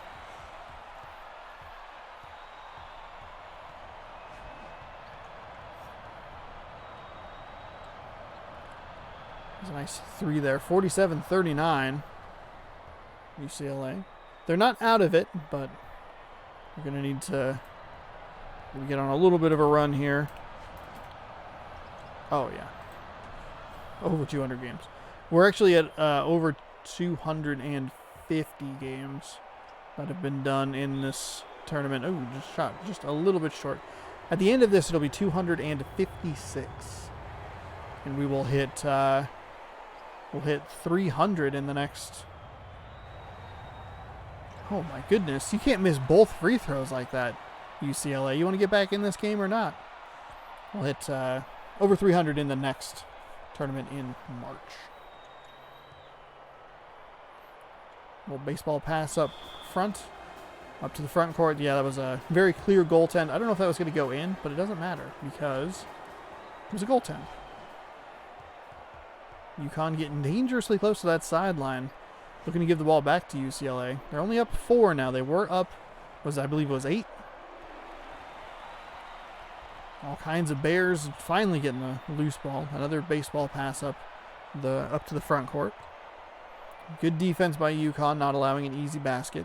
Instead, they'll leave a guy wide open in the corner for 3. Nice recovery. Whips it across. Goes back to the right. It's going to go into the center. And that wasn't his fault.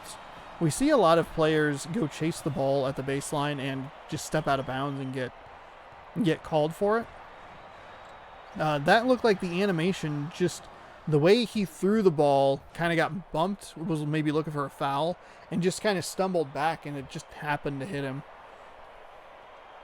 Thankfully for them, no points given up on that possession. Pass back outside, inside. Dancing around with it. Defensive foul. Second personal foul on number 21. Team foul number 2.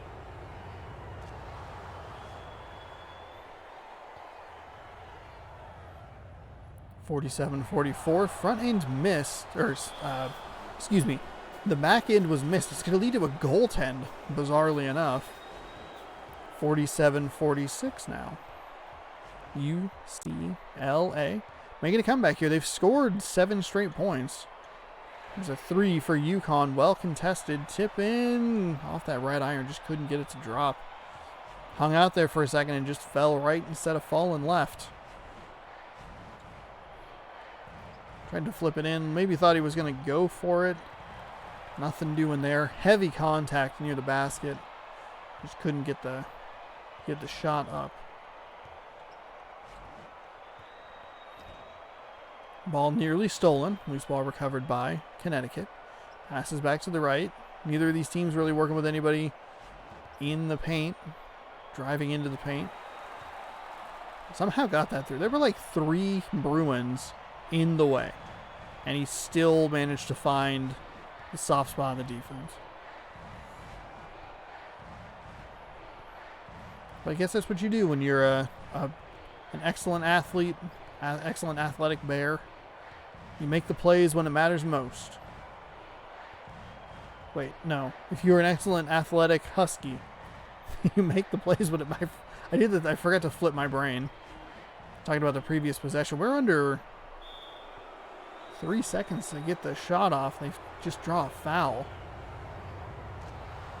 Front end good.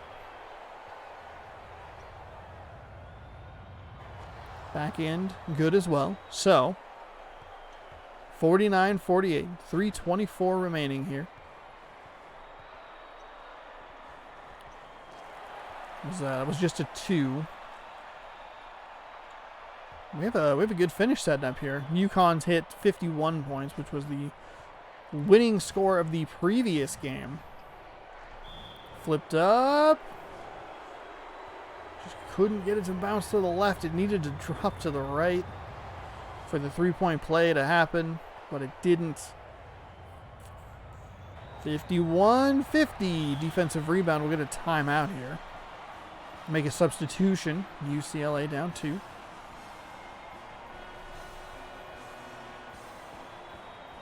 UCLA doing a great job here, not letting the lead get too crazy. That key stretch in this game is going to be that 8-point run that they gave up to UCLA. 7 or 8 points. That's a huge bucket. Game is tied now, 51 all. That is the 5th team foul on UConn. And they just pulled a player out. I didn't catch who it was as it rattles home. I don't know if UCLA has led by like more than 2. UConn made that timeout, or took the timeout, made the substitution, and then immediately threw the ball away and gave up a foul. 3 no good, tip in no good. Offensive rebound. Too strong, and that one dropped to the right as well. Just can't get anything to roll. Can't get that friendly home roll here for the UConn Huskies. Everybody working out towards the perimeter. Now they finally kind of run that sharpshooter play. Hit an extra offensive player there. Do it to the guy in the middle instead of directly to the shooter. Didn't matter. UCLA still up and good. 55-51. UCLA erasing an 8-point second half deficit here and actually taking the lead. Maryland, who erased a bigger deficit and just didn't have the legs to finish the game. So UConn's in an interesting spot here. They're down 6. They're in a good position. They're not down too much. They're in an interesting position. They only have 2 fouls to give. So they don't have to waste a lot of time getting those fouls up. It can take like a full second, maybe a second and a half off the clock if you have to get like 5 or 16 fouls to get the team on the line. And that adds up. That's like 14 seconds gone. They don't have to worry about that because they've been fouling all half long. They've been preparing to lose. They've been preparing to be in a bad spot at the end of the game. They said, you know what? We'll make sure we have right on that line 6 fouls. 62 seconds to go. 3 is up and good. UConn will immediately take a timeout. You figure with how well both of these teams were shooting the ball that it was going to come down to a big 3-pointer. That would qualify. It would absolutely qualify as a big 3-pointer. Ball stripped away. UConn gets it back. They have a 5-on-4 at the current moment. Tried to drive. Good defense by UCLA. Bullied that bear down. Flipped it up. Got it to go off, but that time it fell to the left, but it fell out of the basket. The Bruins just need to hit some free throws here. That one's good. 6-point game. And this has genuinely been one of the best games of the tournament.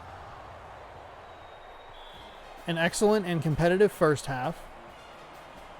A solid second half with a decent deficit that was overcome. And a commentator that was paying attention. You had the triple threat. This tournament's been weird because we've seen a lot of stripped away. They had a guy wide open under the basket. You got to go, UConn. There you go. No good. Tip-in's good, though. 5-point game, 24 seconds remaining. We'll get another foul here. We've seen a lot of games with really good first halves and then a second half that's less than competitive or it feels like it's done by the time it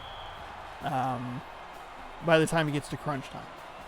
Which is what I was worried about when UConn fell down. Was it 47-39? Something along those lines. Like, oh no. Here's another game like that. There's a 3 for UConn off the left iron. No good. They'll foul again. That's the 8th team foul. It looks like UConn is going to fall here. With only 13.9 seconds.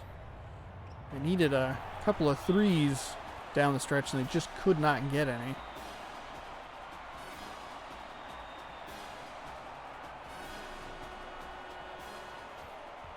Pass the ball up quickly. We gotta go. That's a deep one. Man.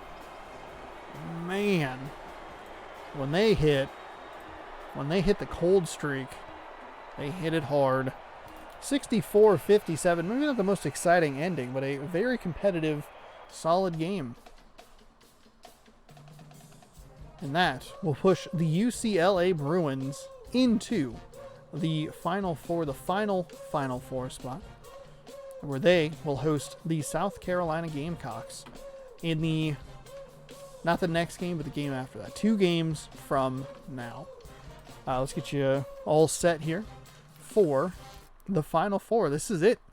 We are down to the final 4 teams, final 4 games. And we will get you set here. Louisville heading to Memphis. Either way, we get to watch the Memphis Tigers.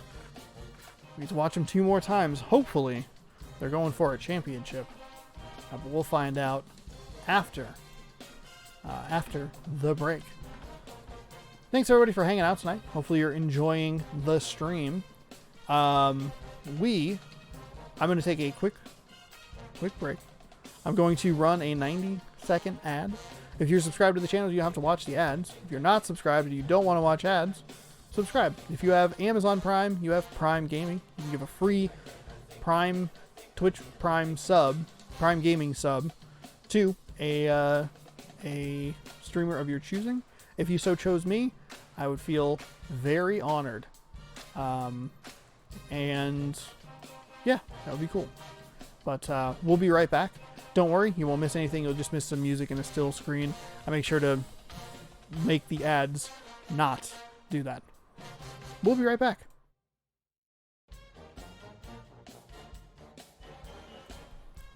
Welcome back to September Mascot Madness 2 Part 8.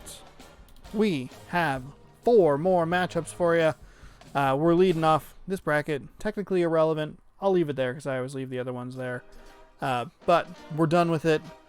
We have our winners. We know who's going to the Final Four. It was Louisville and Memphis who will face off in the Final Four here. Louisville has to go to Tennessee to play against the Tigers. Let's find out who wins and goes to the final. Loser just goes to the third place game, so not the biggest deal in the world. Still get one more game if you're rooting for him. You get to watch him one more time. We're going to the FedEx Forum, live in Memphis, Tennessee. All-American 10 minutes, baseline, mid, the settings that are used here. We'll get it rolling, and I just commentate. And at this point, it's a 50-50 on do I talk about the game or do I just tell random stories for 30 minutes? Who knows?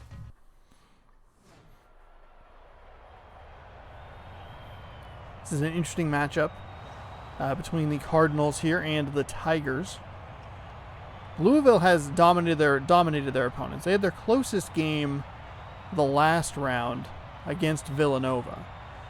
They struggled a little bit early against Oklahoma earlier in the tournament, but other than that, it's been pure and just utter devastation to the teams that they face. What makes this matchup interesting is Memphis can run a little bit of a full court defense. I don't know how much of an effect that'll have on the Cardinals, but it could be interesting to watch and see how they deal with a little bit of pressure in their backcourt. Nice play by Memphis. And the flip side is, if Memphis is a little more used to looking at a full court pressure, can they get past it easier? The answer was yes, kind of. They just have to score some points here. 2-0 Memphis. Nope. 2-0 Louisville. Let's try that again. And Louisville took a ton of time off the shot clock. Nice jam the home for the Tigers. And we'll see them apply some pressure here. Defensive foul. So first team foul for Memphis. You see some fouls in that area on that type of play. It's a little inconsistent. It's hard to tell exactly what the differences are. Louisville will give a little shove in the back. We've seen that more frequently in this tournament of having the lines filled against the fast break and just creating a foul instead of giving them easy 2 points. They give it up anyway. Louisville, no problem getting through. Admittedly, Memphis is like kind of defense. Like it's there if you want it to be. But they'll take the lead here, 4-2, back outside. Looked like maybe they could have had an opportunity there, but nothing doing. Maybe should have taken it if that was the result. Pass back. Through the contact, up and in. So 4-4 here. 2 minutes gone in the game. Pass back and see if they still have that bird in the middle. He almost got a steal. That was a weird pass. He threw it to his left. What's known in the NFL as throwing late over the middle across your body. A strategy that Brett Favre perfected to much heartbreak for yours truly. But what made that interesting is not only did he throw it back across his body toward the middle of the court, but he had a clear running lane up the right-hand side. And that was almost like the interception that Brett Favre threw to crush the Minnesota Vikings' hopes and dreams of going to the Super Bowl. Anyway, back into basketball land. Louisville up 8-4 here. And that's just an errant pass. Didn't really have much of a chance there. Looked like a clean little screen there. Pass inside. Foul number 2 on the Memphis Tigers. First shot rattles home. Second shot is good as well. So 6-point lead here. Memphis did lead 4-2. Oh, how long ago that was.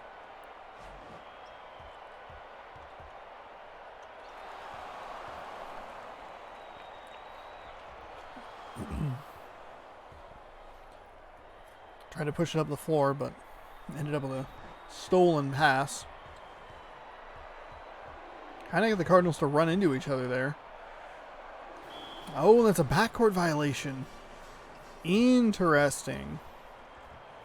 That wasn't necessarily the Tigers' fault. Like, he didn't intentionally step on in the backcourt. But the way the animation works with that double team steal, it makes the Memphis or the offensive player move their feet. And he just happened to just step right on or behind that line, and that's the weirdest backcourt violation we've seen yet. And we've seen some weird ones. Spinning around here, 8-point game.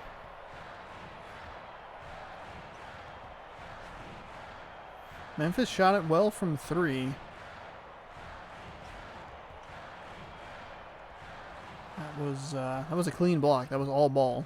There wasn't the like normal thunk sound in my headphones. But, oh boy. Tigers crowd quiet here at FedEx Stadium. And all you have to do is run it up the court. All you have to do is run it up the court. All you have to do is run it up the floor. They make so many weird passes right at the midcourt line behind them. It's either like a skip pass behind them, or they throw it behind them, and you're like, why? Why would you think that that is the necessary move here? It doesn't make any sense.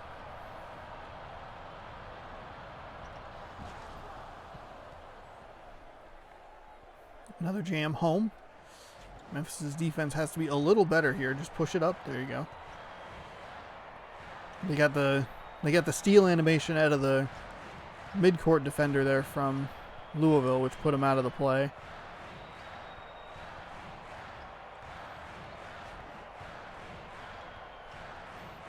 So let's see what we have here.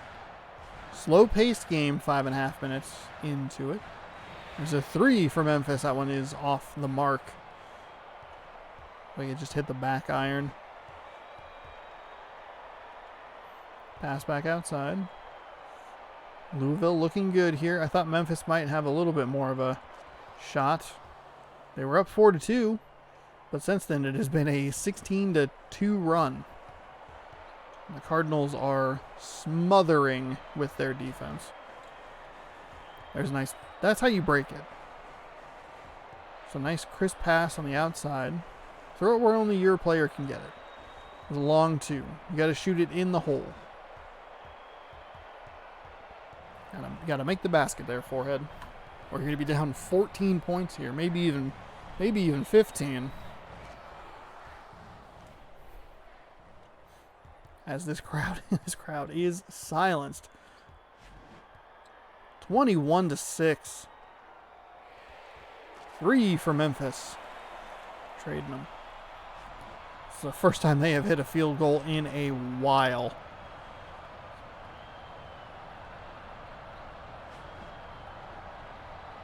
Nice pass inside. You got to be able to get that. Oh, you can't foul there. You got to be able to get that. Rebound. That's the word I'm looking for. You got to be able to get the rebound. You can't.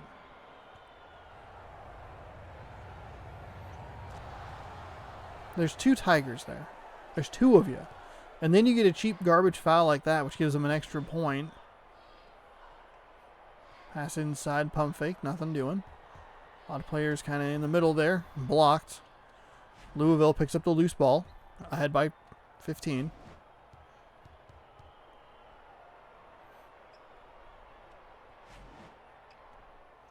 That was too easy. Too easy. The Tigers looking around like, where's the defense?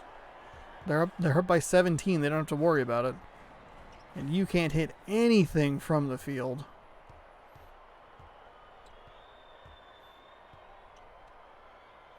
There's a 3 for Louisville. That'll push it up to 20. Because why not? You're already... There's 2 minutes plus left in this first half. And Louisville's already like, no, you can walk it up the court. We don't care. You're good. You're good. You're at a rhythm. You're not hitting anything from the field. Memphis, if you can get this down to 14 by halftime, you might be okay. You'd have to, I would say Memphis would have to get it down to 15, maybe. Let's just say they get +5 over these next couple of minutes. They can't get anything. They couldn't get that putback. Oh my goodness. They go +5 over this next minute and a half. Then they go on like a good run. In the early stages of the second half, and maybe they can make this interesting. But right now they don't even have double digits. If the pacing remains the same, I forgot how bad of a free throw shooting team they are too. If this pace remains the same, it's going to be like 62-18.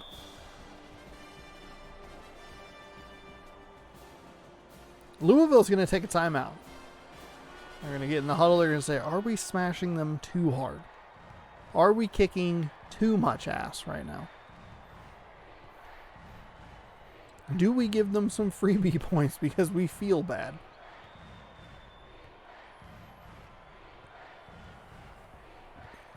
Instead, they will literally just start dribbling out the clock.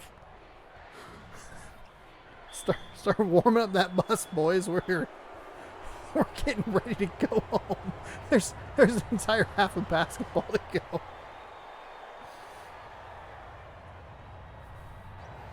Make sure it's toasty before we're done.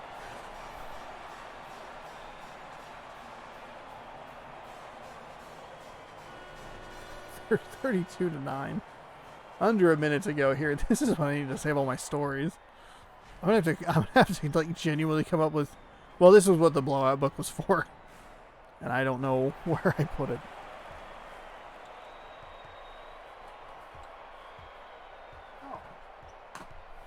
I found it. It was literally like right behind me. Chapter 1. Oh, we could. You know what we could do? We could read random instruction manuals. We can learn about other games. We can learn about Disney Golf.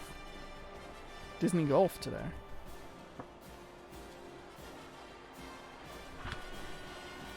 All right. Starting the game. PlayStation 2 Computer Entertainment System. Number 1. Set up your PlayStation 2 Computer Entertainment System according to the instructions in the instruction manual. Alright. Before we go any further, I have to go find instructions for the PlayStation 2 Computer Entertainment System. Make sure the main power switch located at the back of the console is turned off. Or on, excuse me. Press the reset button. When the power indicator light lights up, press the open button and the disc tray will open.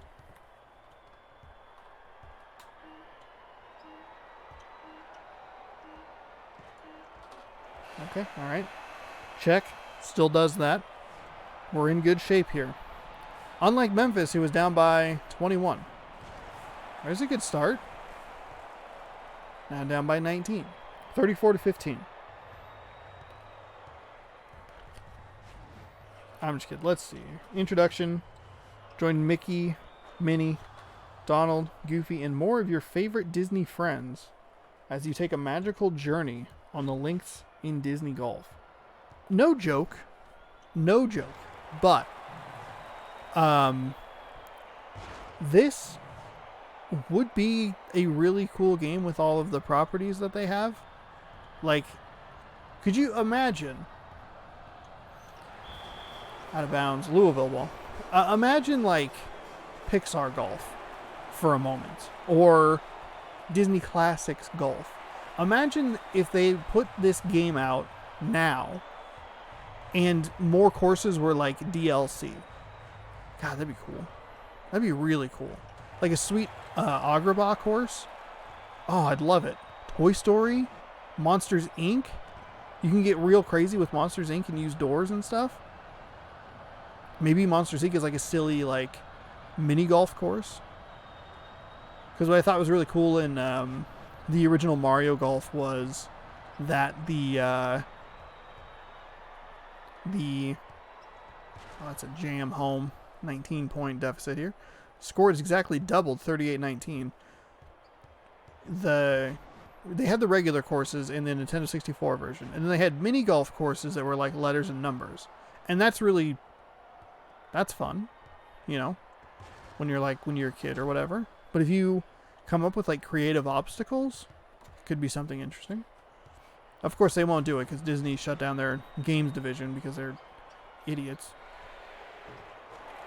Nice job knocking it down. I mean, I guess you could, if you had a studio that could make a game like this, you could try and pitch it to them.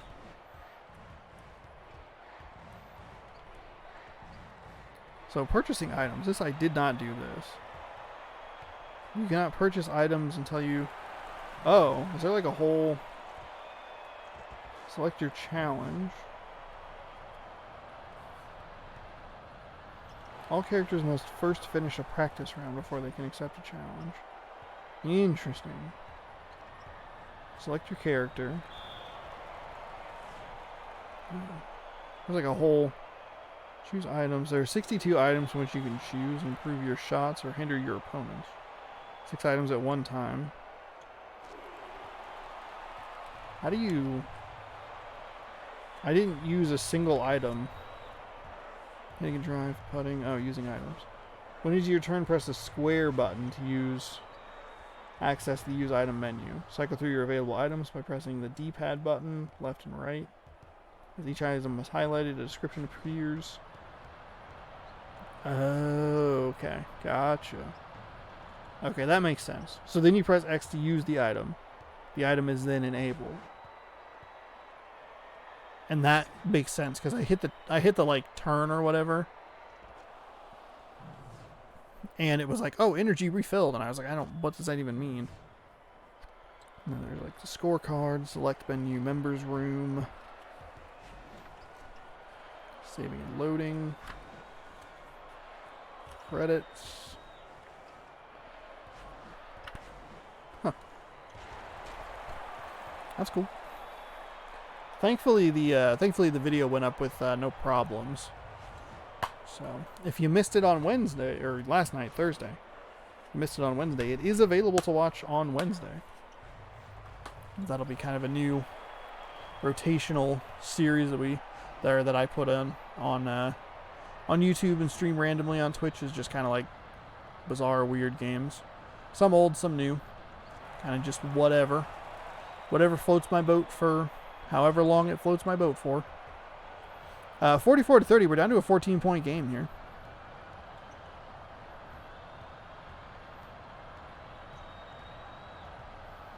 Six minutes remaining, second half. Winner to the championship, loser to the third place game, where they will face either... I don't even know who won that other game. Was it South Carolina? I think it was South Carolina.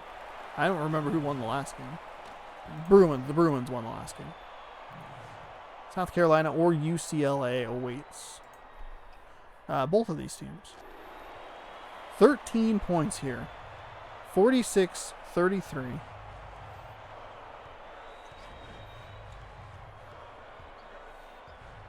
Not 100% sure. I don't know if anybody is really going to stand in the way of Louisville taking this tournament and making me rethink how I do the entire goddamn thing.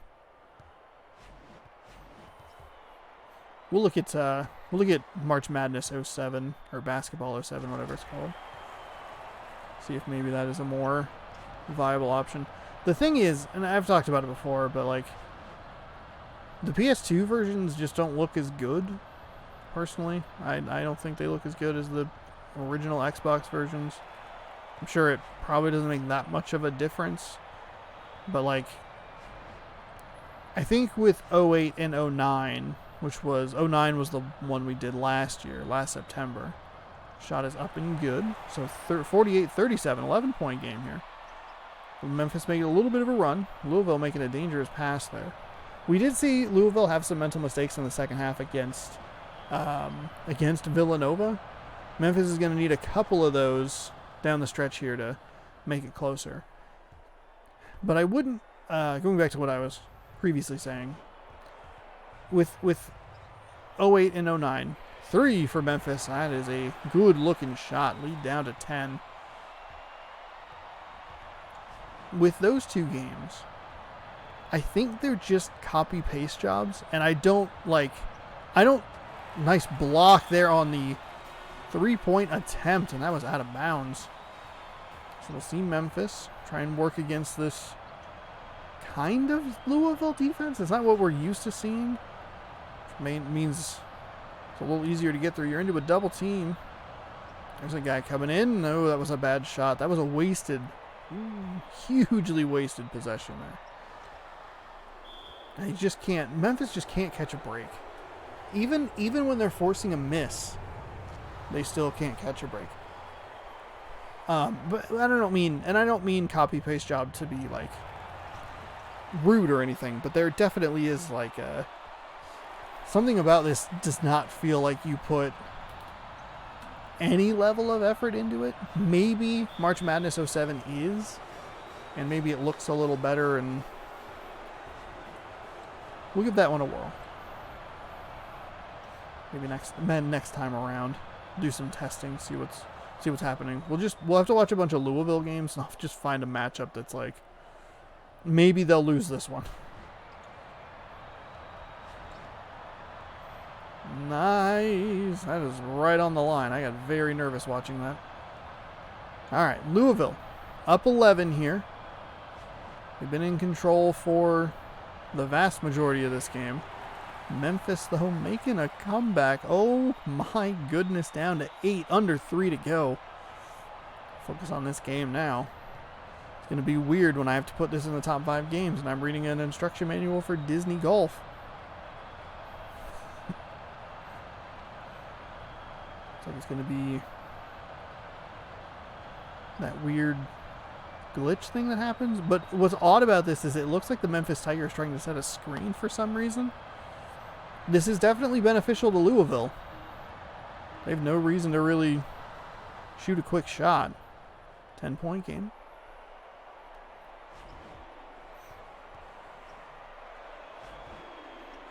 Oh.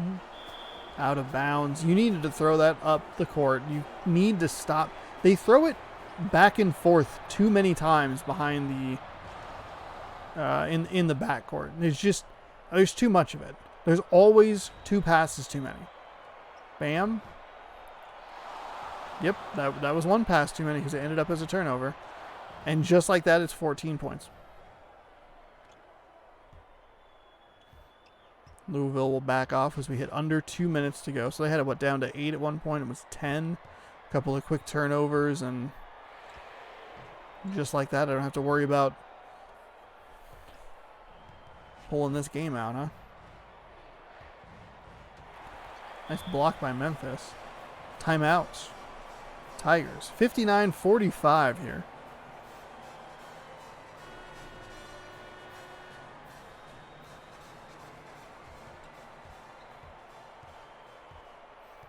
Minute and a half to go. Not a whole lot they can do. They hit some good threes down the stretch here. They at least teased with a good game. They'll hit another 3 there, but they have to get defensive stops. And they just have not done that throughout the game. Even with the misses, Louisville's still getting loose balls, getting it put back, getting fouls, getting extra points off of like 3-point plays and all that stuff. Not great.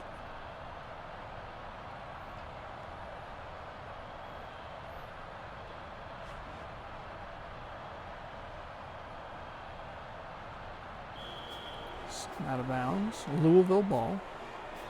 14 seconds on the shot clock. I can't imagine they're going to really try and foul all that much. They'll probably play tough defense here. There's no reason for them to intentionally foul at this point.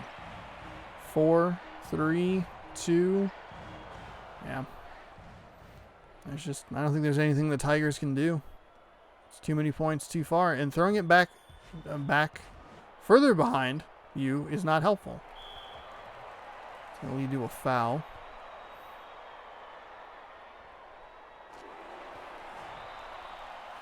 It's interesting. I was thinking about it while I was taking a break.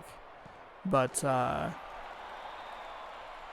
Louisville, for as dominant as Louisville has been in these 2 tournaments that they have won.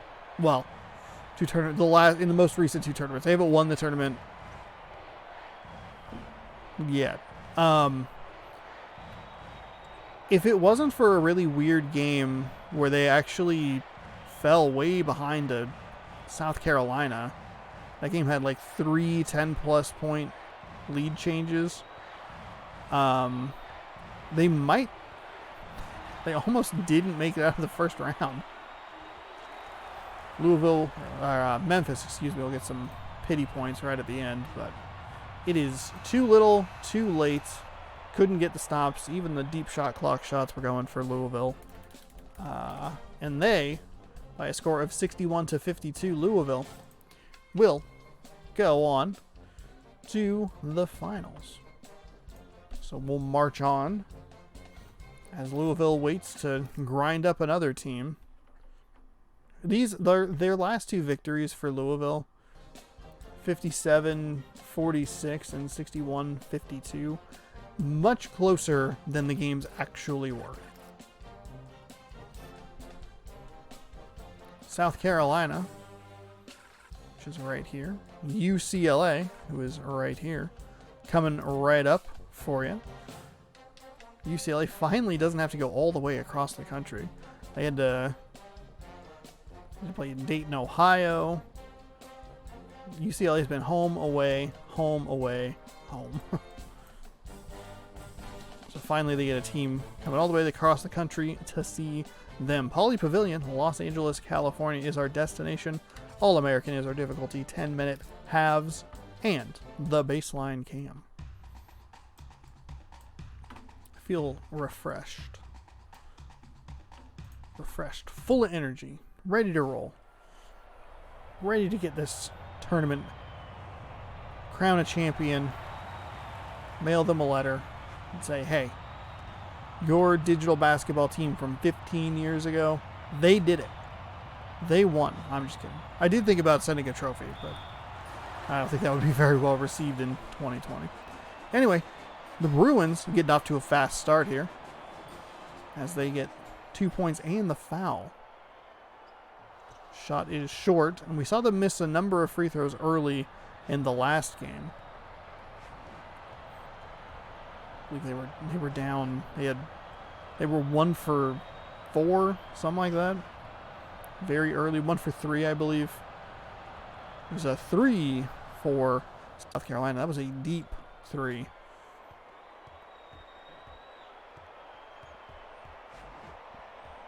So UCLA with a nice comeback victory against UConn.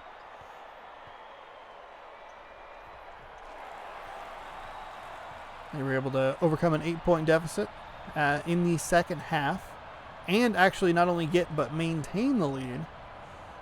We saw Maryland be able to tie Memphis up, but just couldn't get the lead, couldn't do anything with it, and kind of fell apart down the stretch. So it's nice to see UCLA come from behind and stick the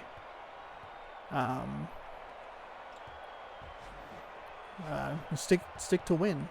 Stick it to the win? I don't know.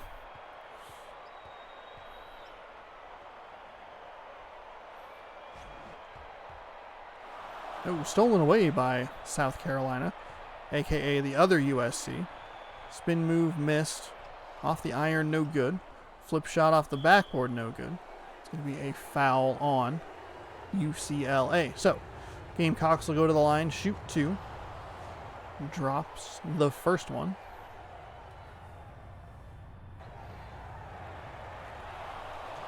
UCLA can't even get... UCLA couldn't get the rebound, got a block shot, and then another foul. So center number 45 picked up 2 fouls in about 5 seconds of game time. I anticipate we'll see him go to the we'll go to the bench. Yeah, he will. 2 fouls. 8:17 remaining here, first half.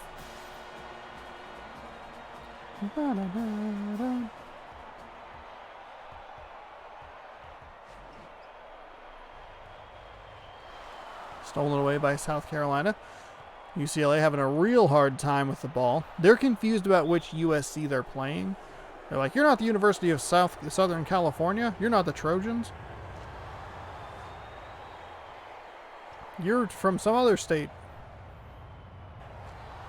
And you look like Foghorn Leghorn.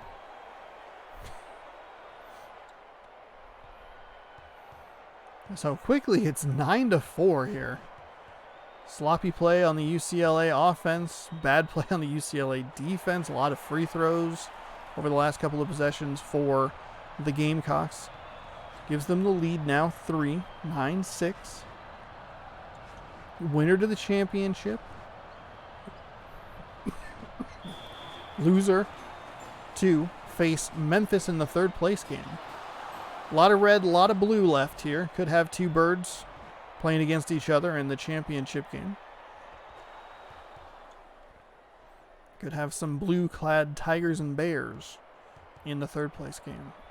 But you'll have to stick around to find out. Or if you're watching on YouTube, I guess you could skip ahead in the video. But don't skip ahead in the video. Don't. Give me the watch time. 11-6. Spin it around. Off the right iron, no good.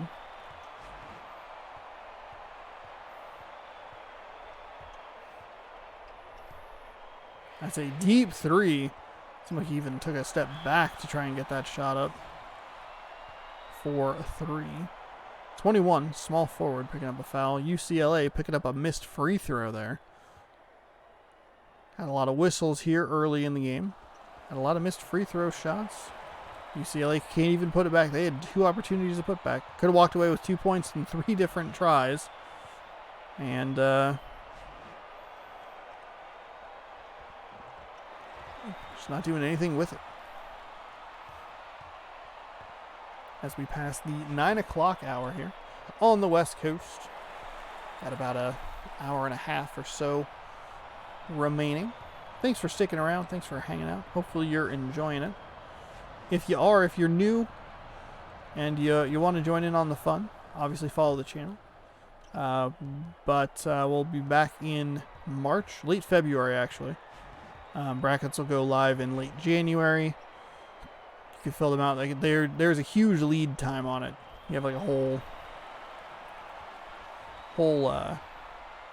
5 weeks or so, 4 or 5 weeks. We'll be back in late February with March Mascot Madness 3. Probably in a different game. Pass inside. That Bear kind of accidentally got the first block. Nice block on the second shot, but none of his teammates helped him out to get a loose ball. And he still gave up 2 points anyway. 2 blocks, 2 points. 15-8, 7-point lead. The Bruins devastated from their last loss. South Carolina's going to get the ball off that block because the other Bear, Bruin, whatever, wandered into the out-of-bounds area and was like, hey, coach, I'll get this for you. South Carolina repays the favor by giving up a backcourt violation. Stripped away. Bruins give the ball back. Or gives the ball back. Defensive foul, South Carolina. Sirens going off outside the apartment. Off the rim twice and drops. 16-8.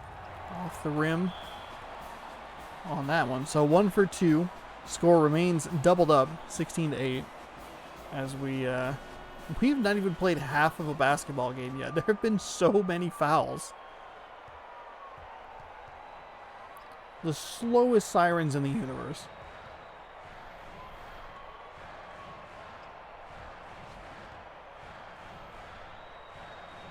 I don't even think they're real. I think they're fake. I think someone's just playing the sounds of a siren off of their phone.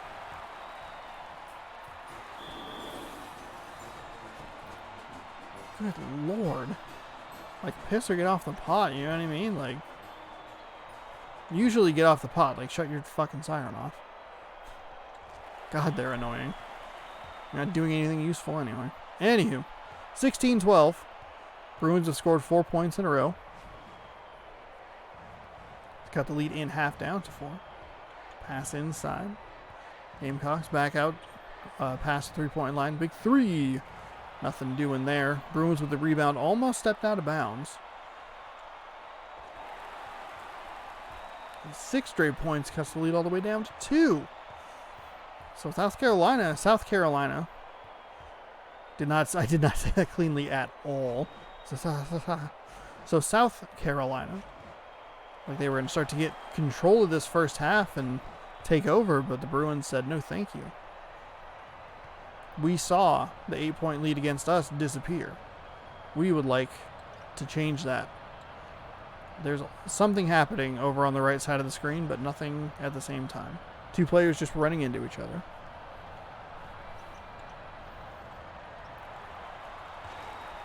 That is 8 straight points. What's still going on?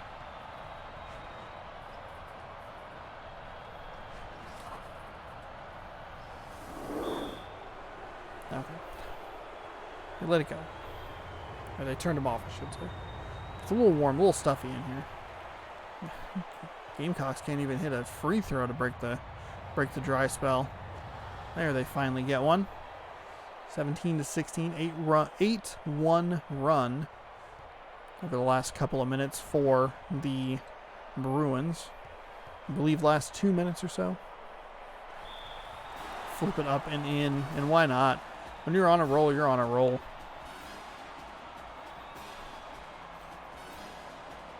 UCLA has the lead now, 18-17. Just when all hope was lost, that was a missed free throw.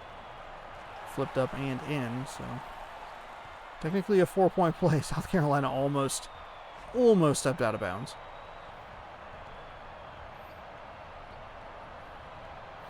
Third place game is coming up next, so we'll get to watch one of these teams play back to back, and we'll end with the championship game. At which point, I'm sure that I will just wander out of the room, because that's what I did when Louisville was leading in the first game. It's just like, nah, this is over. They took out a beloved fan favorite too, which really sucked. I guess just put them in a bracket with a bunch of teams you don't care about. Watch them demolish Duke.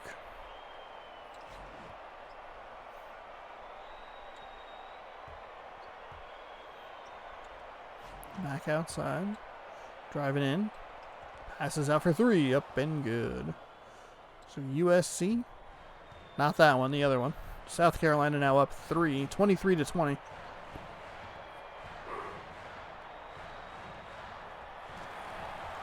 UCLA responds with a 2. I'm not tired. Not even bored. Just enjoying. Hanging out. Having a good old time.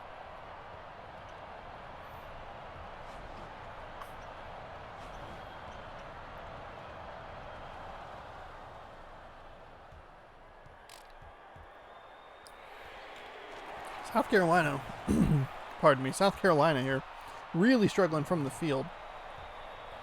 On the flip side, UCLA feeling really good from the field, stroking it deep from 3 with a little over 90 seconds. It's a 2-point UCLA lead. A little contact there, but nothing doing. That is the 3rd personal foul for center number 33, and the 4th team foul for South Carolina.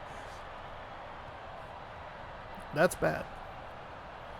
I'd imagine he'll come back in at the start of the second half. We won't be able to tell because there's no names or anything. There might be a way to display that, and I just haven't been doing that, which is honestly is fine. personally, because that's just going to put more information on the screen to try and dissect or whatever. Free throw is missed again. South Carolina, though, lucky that time that they did not get that UCLA did not get a putback. So it'll remain a 4-point game. All the Gamecocks need to do here is just kind of hold on, you know, leave that foot in the door, get a shot or two here. You gotta get a shot up. There you go. That's a nice little layup. And you've guaranteed that you'll get at least 6 seconds or so on the game clock to work with. It's actually about 7. Actually, UCLA did not care about that. They said, no, you can have the whole 35. No big deal. Whatever. We're the Bruins. We don't care. Never cared, you know? Never cared. I guess when you have a move like that, South Carolina will give you the ball back too. Gamecocks, I believe, get the ball at half. Let's move inside. Rebound, South Carolina. Plenty of time here. Plenty of time. Throw it in, maybe. Nope. Instead, it's going to be a weird 3. Oh, we got it right at the end of the half. Oh, excellent play by South Carolina. 5 straight points to end the first half with a 30-29 lead. And I was correct. Ball goes to South Carolina first. Come back, second half. I didn't go anywhere, but welcome back anyway. Excellent end for South Carolina. Struggled mightily in the middle of the first half, but staying competitive, not letting it get them down. Had a good run. Now they'll look to try and maintain this lead, or retain this lead. UCLA has not been great from the free throw line, so going 1 for 2 here is not out of the question. Just kidding. 2 for 2. The Bruins will move to a little bit of a full court press. Quick pass forward. That doesn't seem to provide a lot of pressure. It's forced a couple of turnovers here and there, but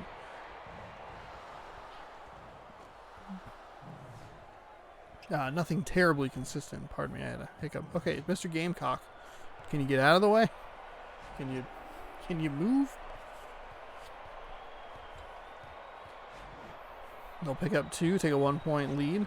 Not a great pass from the Bruins there. Get dangerously close to a 5-second violation. They won't, though. Float pass over the top. Working around the 3-point line. Spin move. 3 is good. 34-32.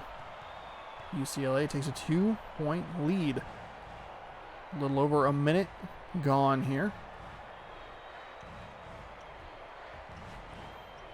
Driving inside. Nobody's really moving for South Carolina. There they finally start to try and shake a Gamecock free. And then just decided, hey, you know what? We're going to walk right out of bounds. We do not care, and then we're just going to steal the ball back. Like it never even happened. Like a David Blaine magic trick. Never happened. Shot is short. Putback is short. Putback is goaltended. Mascot counts. A lot of goaltendings in this part. From what I've seen.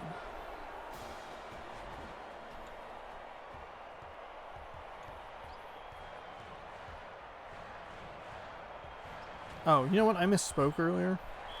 The Bruins overcame an 8-point deficit in the last game. For some reason, I was like, they lost an 8-point deficit, and I was like, whatever, yeah, that sounds right, cool, and then moved on, and then I just realized that I was wrong.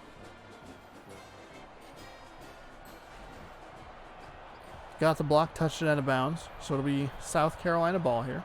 All knotted up at 34. Nice steal there by UCLA. We'll have to wait for some reinforcements here. Everybody kind of crowds the perimeter. Trying to shake the defender here. Nice spin move into a double team. Ball got blocked or just wasn't a very good shot or something. Thankfully, a Bruin is there to pick up the loose ball. And put the ball back in the hoop and get some points. 36-34 now. Nice jam home ties it up at 36. Gamecocks doing a good job. Making sure that their foot still in the door. They're still in this game. They blew that 8-point lead. Other teams would have folded for blowing smaller leads, but they did not. There's a 2, for UCLA. That wasn't even close to a 3. It was like 6 feet inside. That's a 3. That's a 3-point shot. 3 for South Carolina, though. Taking it from like 6 feet beyond the arc. Stroke is good. 39-38.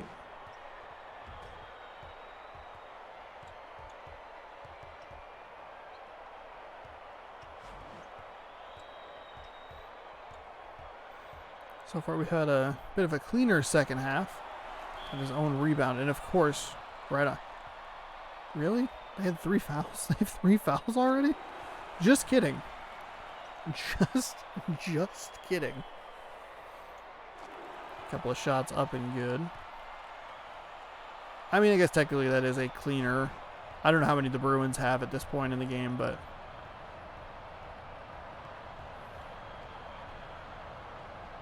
not 3. Shot is up short off that right iron, or left iron, excuse me. Putback is good though. So 41-40. 6 minutes remain in the second half. Second half of the final 4 blocked, recovered by the Gamecocks, driving up the court. Not a whole lot going on there. Moving some players around. Look like they're going for that sharpshooter. Gamecocks have Mickey Mouse shoes. Into a double team, almost lost the ball. Want to become famous? Wow, you said the magic words.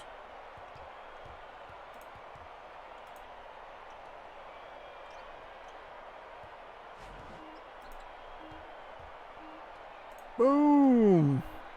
The magic words to get fucked. They hit a shot clock violation. And they made the shot, but it didn't count. Dang, South Carolina. That was another one. That was another one of those double team tangle ups.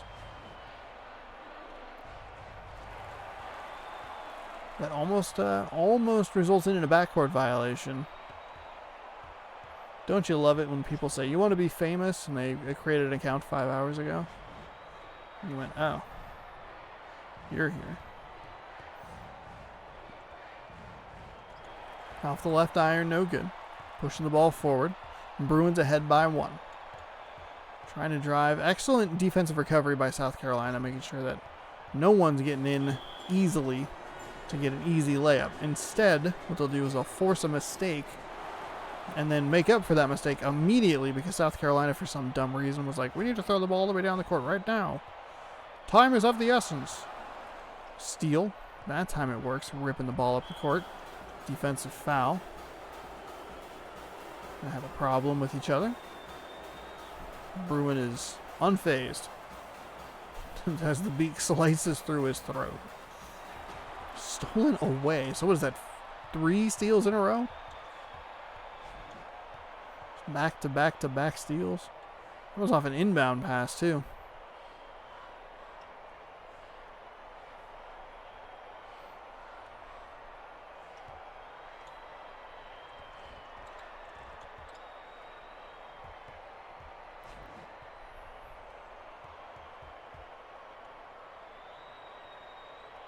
Under 4 to go. Offenses have both hit a lull here. UCLA breaks the offensive lull. A lot of turnovers over that last little section there. Finally get a little floater to go in, and bam. Right back up 1. Bruins come down. Just screaming down the lane. Got around the defender there. Just a barrel of force. Get it? A bear roll. Misses the shot, though. South Carolina is just making the most bizarre mistakes here. They had a shot clock violation and now a 5-second violation for no reason. No reason. They almost always get a steal off of their dumb mistakes, too. Stolen inbound pass again. We have, feels like 2 very evenly matched teams as another steal happens. Kind of right on cue. That's a foul. Shot doesn't go. 4th team foul on South Carolina. 43 all with 3:08 remaining.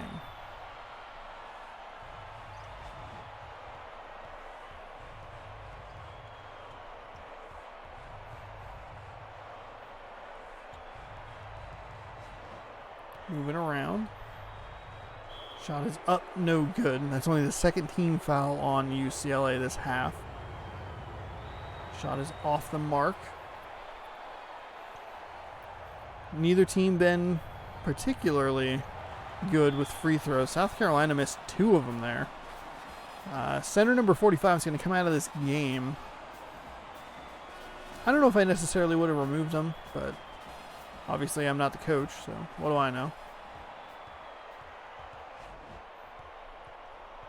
I guess if you start getting torched on the defensive end, maybe then bring him back in, but shot short off the right iron, no good.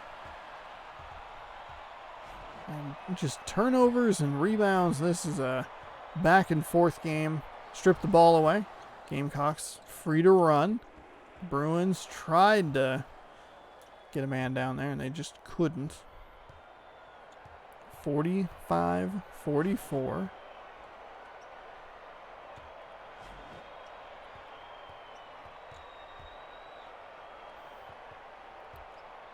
Floated the pass, back outside. Working around. Trying to drive. Good defense here. Getting kind of into those double teams here on the right side. There's a lot of players over on the left side of the court just standing there.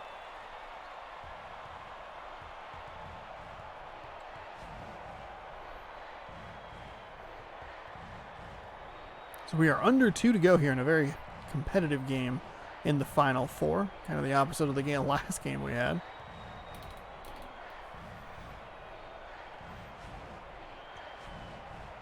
Game felt well in hand early. Kind of got close. That bear jumped behind the window and said, hello! 47-46. I imagine we'll see a lot of timeouts. UCLA, by the way, is down to 2 timeouts already. So maybe we won't see that. Just kidding. I would anticipate that we'll see South Carolina take a timeout if UCLA is able to score here. Which they are not. At least not on the first try. Second try is good. See what the Bruins do here. Dunkalicious right there. They will touch the ball. Timeout. They have 5 remaining. UCLA has been having to make some substitutions.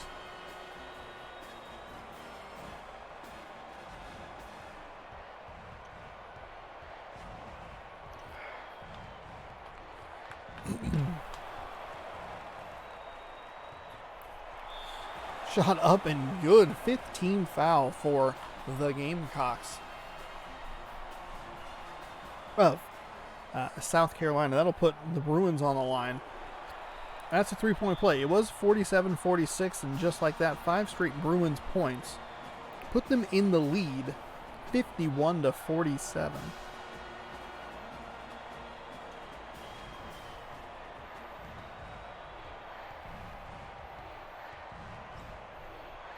Bruins trying to get a steal. Gamecocks have a chance here. They're only down 4. Bruins haven't been great from the free throw line. They honestly, that was close. That was close. Almost stepped out. They technically do not need to foul here. There's a 12-second difference between shot and game clock. See if the Bruins almost give the Gamecocks the ball back on a 5-second violation. 10 seconds here, shot clock. Winding down. South Carolina strips the ball. Goes out of bounds. A lot of steals in this game. Does it come down to something like that? 5 seconds. 3. Up. Short. South Carolina with the ball. They did not take a timeout for some reason. They almost got a backcourt violation. They're not going to end up with a great shot here, because it's going to be 3, 2, 1. He's got to get it up. It's flipped in. Oh, no. I thought we were going to overtime, Instead, it rattled around the rim and dropped. No good. So the Gamecocks fall to the Bruins 51-49.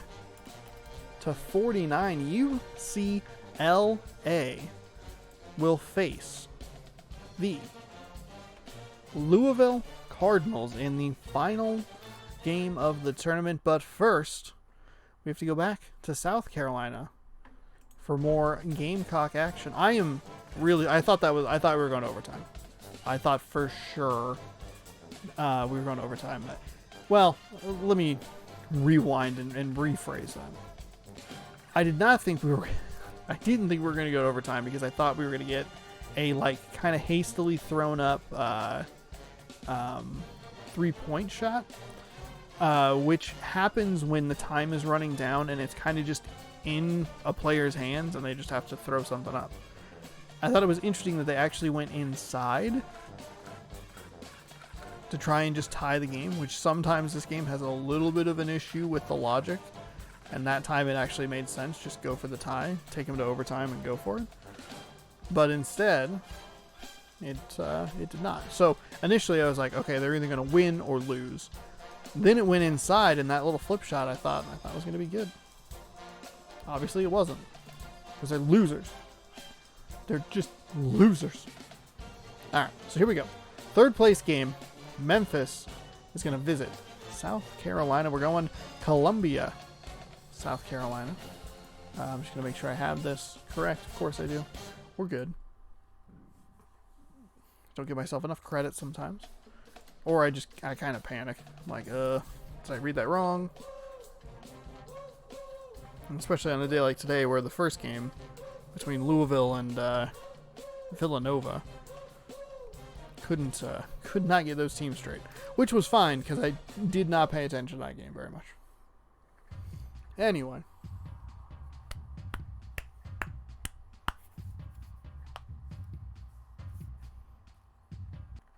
Crack the old knuckles. Get ready here to call game number 7 of the day. Game number 63 of the tournament. And Memphis wins the tip. So there are 4 teams that play 6 games each, as South Carolina immediately fouls Memphis.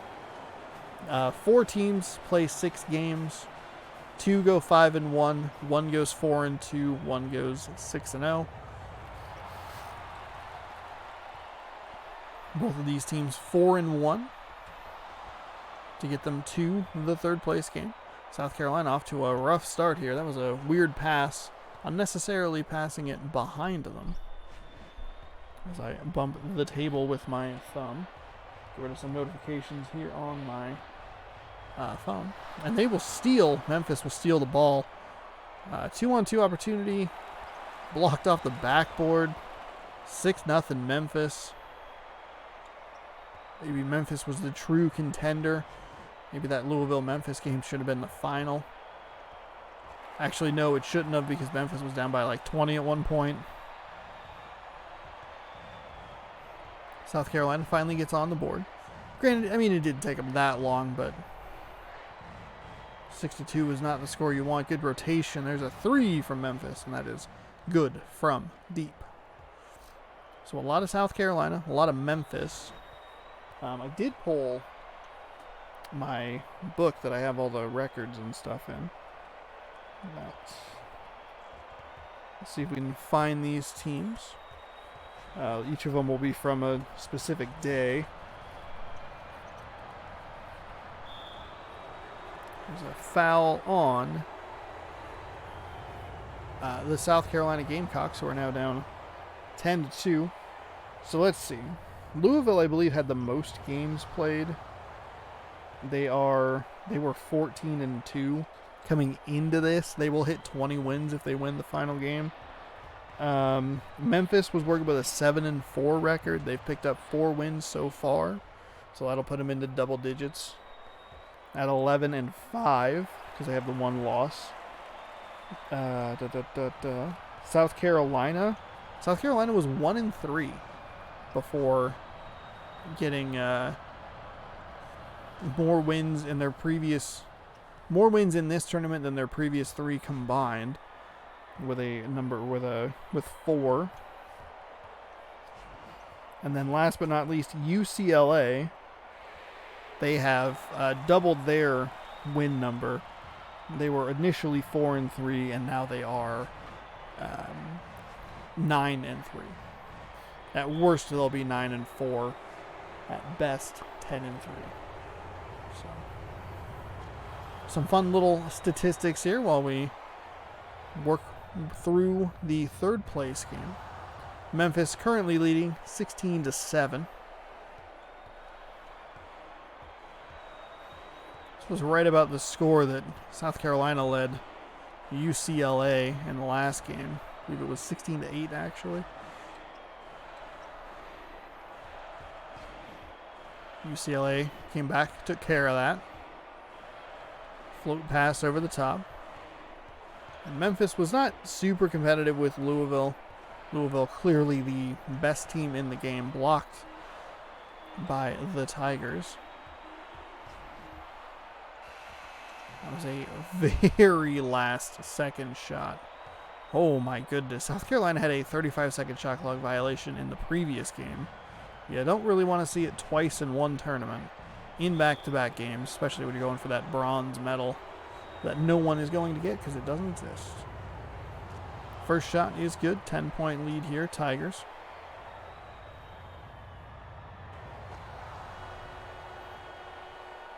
And I don't think we had a whole lot of teams pick up their first win or anything like that.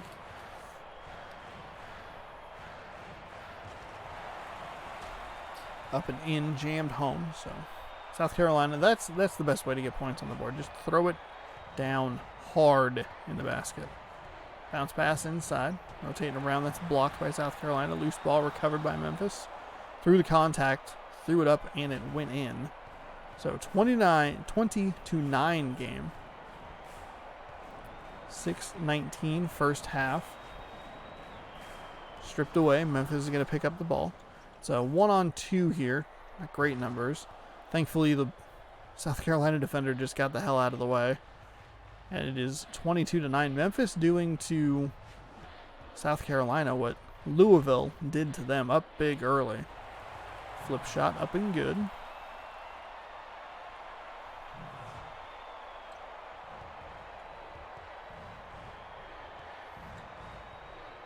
(22-11). Double score here. Just over 4 minutes gone. 2 quick passes inside. Have not seen that a lot today. Surprisingly. That was just an out of bounds. That one's super hard to call. The animations look so similar between the out of bounds and the foul. Bounce pass inside, flipped up off the left iron, no good. Flipped up again off the left iron, no good. Finally, just put back. That's what you got to do, teams. Just put the ball all the way in the hole. Don't hope that the rim will help you. Nice drive inside. Through the contact. Able to get it up and in. 24-15. South Carolina doing a good job just sticking around. You don't have to make it, it doesn't have to be all one run. It can be 5 points here, maybe 2 here, maybe 1 there. No, I'm sure work themselves back in this game down 11. Missing a shot like that definitely doesn't help. Pass inside. Shot was at least affected by. Didn't hear the thunk of the basketball, but also not a whole lot else going on. That was a missed dunk for South Carolina. Oh boy. That was how I was saying you get points, and then they do that. Shot up through the contact. No good.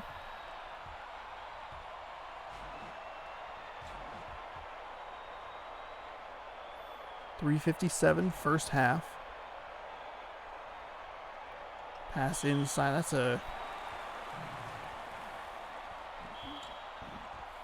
like a little reach-in foul that just happened when the Shot went up, so not a great play for Memphis. 3-point play, though, for South Carolina is up and good. So 12-point game now. What do the Tigers have for us? And do the Gamecocks have a little bit of a run? A little late first half push. Solid start to the second half. You could be tied in no time.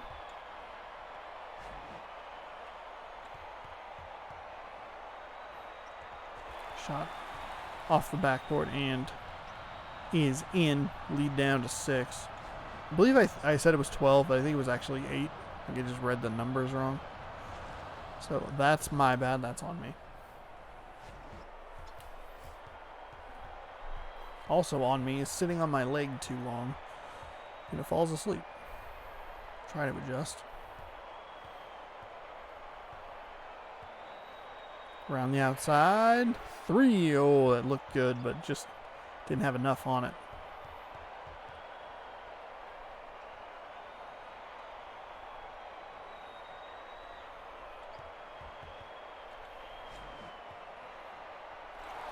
Stolen away.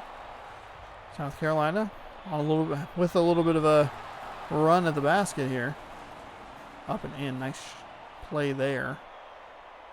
Nice shot. Bad foul. And this is exactly what the Gamecocks needed. Playing that weird little 5-man diamond defense in the middle of the court where it looks like they try to trap you at the half-court line. Dives back. Passes forward. Over to the right. Bounce pass to the left. Back to the right. These two guys playing hot potato. They don't want it. Memphis, though, smartly puts a defender in between the two of them. That's going to be a foul. An unnecessary foul. That is the 5th team foul on South Carolina. There were more than enough defensive reinforcements to not give up an easy basket. There's no reason to shove them in the back right there.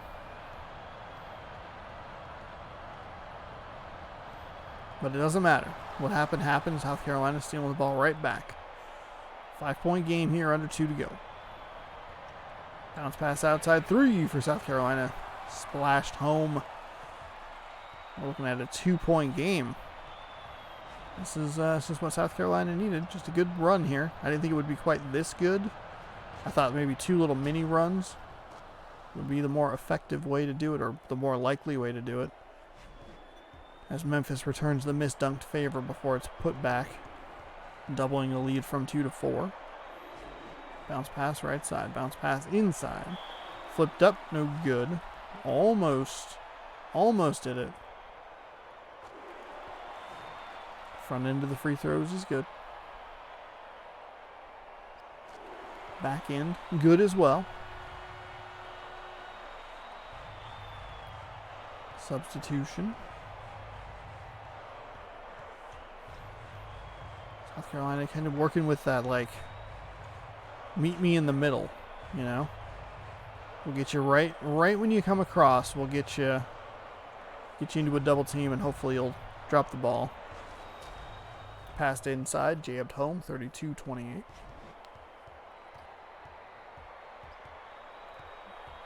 Ooh, I think I hit my wall. A little spin pass, spin jump pass. It's actually a good thing I didn't realize I would planned on starting at 6 today. But then I put the tweet up and I just, out of habit, put 6:30 because it was a weekday and I'm used to saying, oh, starting at 6:30, and I just didn't realize it. For like 4 hours, I went back to be like, oh, this is in 2 hours, and like quote tweet it and all that stuff. What a shot. Flipped up and all weird, not even a foul. That was such a bizarre play that led to that, where Memphis just stepped out of bounds. A little discombobulated here after the at the end here, the first half. See what they can do to regroup themselves in the locker room. Come on, and maybe have a better second half. South Carolina, on the other hand, though, having an excellent end to the first half, so they probably don't want this second half to end. Anyway, so I quote tweeted it was like, oh, 2 hours. Off the right iron, no good. putback is good, but it's well after the buzzer. And the game impatient. Didn't even let anybody get back to their respective benches. Memphis steals the first pass of the second half. Instantly up 5. And it's a good thing. Long story short, it's a good thing. It wasn't even a long story. It's a good thing that I gave myself that accidental extra half an hour because I needed to like make the bracket and do some other stuff. So just meant to start this about 30 minutes ago. The reason I say that is like if I had started 30 minutes previous, I may not be as tired. We'll get through it. We'll work through it. Doesn't help that I have not been sleeping super well. Passing around. So 37-32. If you remember, South Carolina did. Nice shot there by Memphis. 7-0 run here. South Carolina. Got it all tied up at 32 and haven't scored anything since. But what I was saying is the first half, the very first minute of the first half was very unkind to the Gamecocks as well, as it took them a while to get going.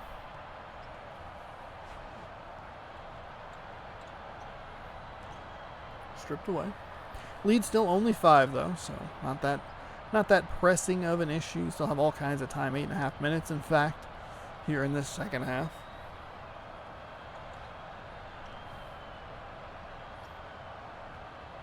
But if the Gamecocks just, stick around, hang out, stolen away, pass to the left, driving up the court, pass up to the left side, in, and bang, you got 2 points. 39-36, a couple minutes gone here. The first minute owned by Memphis, second minute owned by South Carolina, and looks like minute number 3 is going to be South Carolina's as well. Nice block there.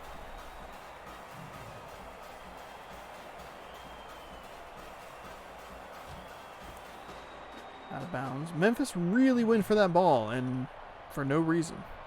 Clearly last touch by South Carolina. You don't need to give them an extra possession. They're only down 3. You need points. Off the right iron's not going to do anything, but a jam home will. No. Whoops. I thought for sure that the Heat were going to win today when I saw them up by 10, and they lost by more than that. So we'll just ignore that. Curious to see if Boston can force a Game 7.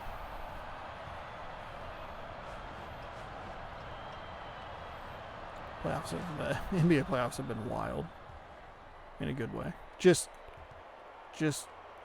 very good. Very, very good. Denver overcame 2 3-1 deficits to do it, to get to the finals, Western Conference Finals.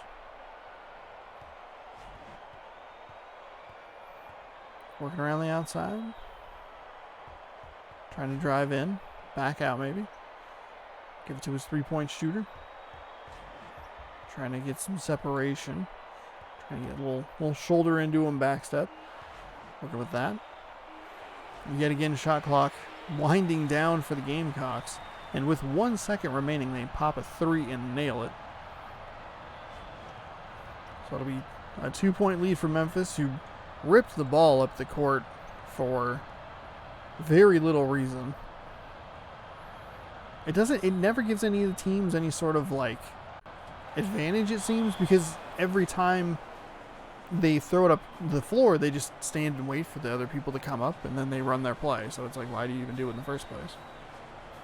Doesn't matter. Again, not the coach.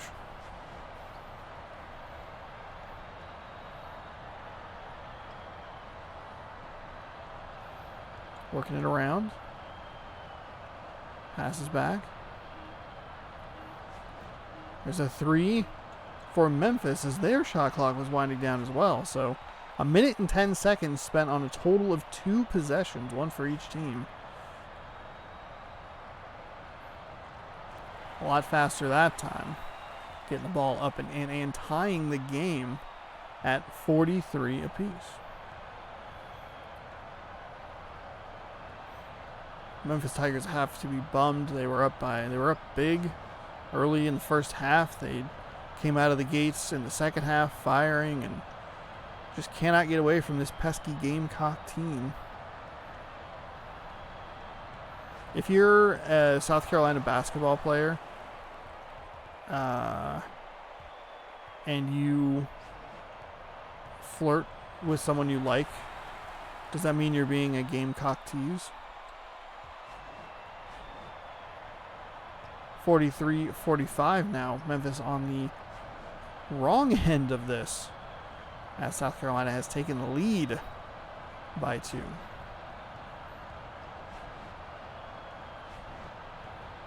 Working pretty close to that baseline. We've seen that trip them up a few times. We've seen it a lot just in this tournament in general.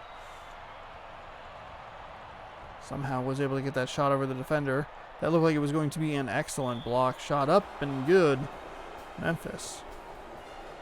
They'll go ahead and take that 2, tie the game, and look for the 3-point play to take the lead. First shot, or only shot I should say, is good. Memphis will make a substitution here.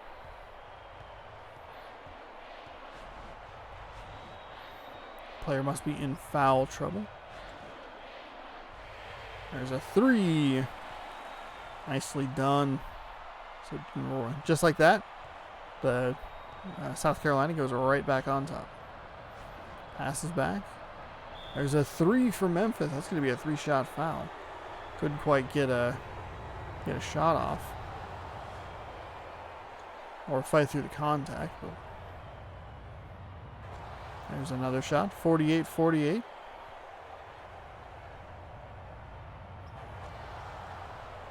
And the third shot is good. So really bad foul there for South Carolina to give up 3 points like that.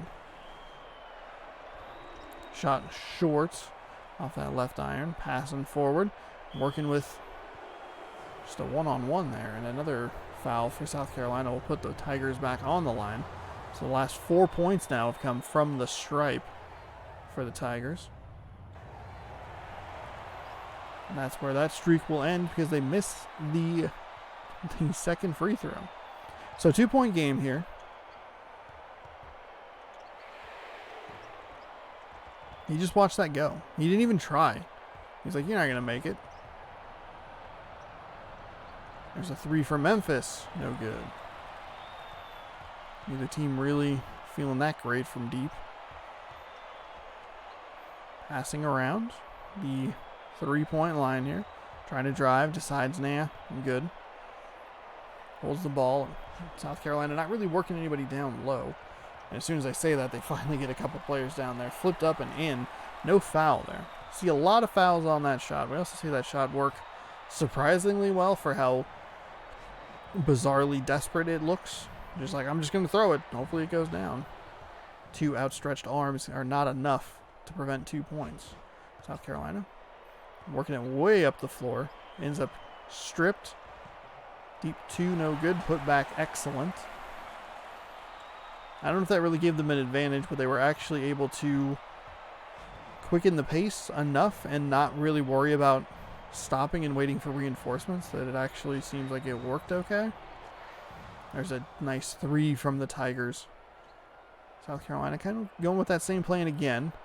2-on-2. Float pass inside. Work through the defense. Give yourself a little room. Flip it up. Make it good. That's 2 times we've seen that work for South Carolina. If you are Memphis, do you put a player in the middle to maybe try and create a little bit of an obstruction, an easy steal potential? Doesn't matter this time because they are going for it, and that is jammed home. 56-55 with 120 seconds remaining in the third place game. We've got one more coming up here for you after this, so stick around. Good to see Memphis all the way, or this deep in the tournament, I should say. Good to have at least one solid team. We had 2 great teams in the Elite Eight, and then unfortunately they face each other instead of meeting somewhere else. Would have been nice to see the Terrapins. But that's okay. That's actually, it was a pretty good game against Memphis as they hit a 3 short. Gamecocks get a rebound. Slow down a little bit. 30 seconds. You get it back with about 56, 55, somewhere in there. Memphis will take a timeout. We'll see how many they have left. Oh, still 5. Okay. They did make a substitution earlier, so I wasn't sure if that would affect that, but maybe it was just kind of just a natural dead ball. Stolen away by South Carolina. Memphis is literally throwing the game away. They were up, and they just can't close it out.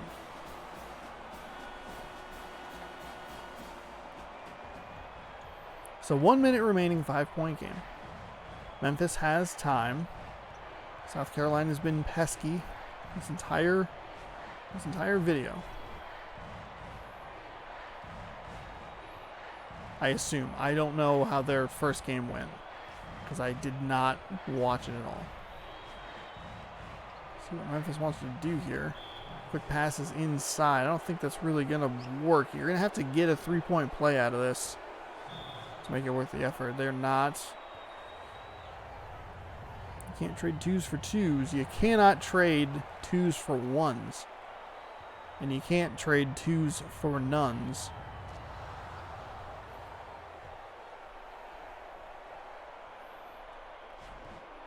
Gamecocks. For some reason, Memphis not really fouling here.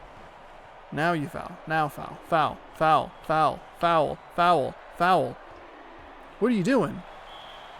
That was so much time wasted on the clock. What are... And they have 1. So 24.2. We'll see how long these take. Actually, it takes less time than I thought it did.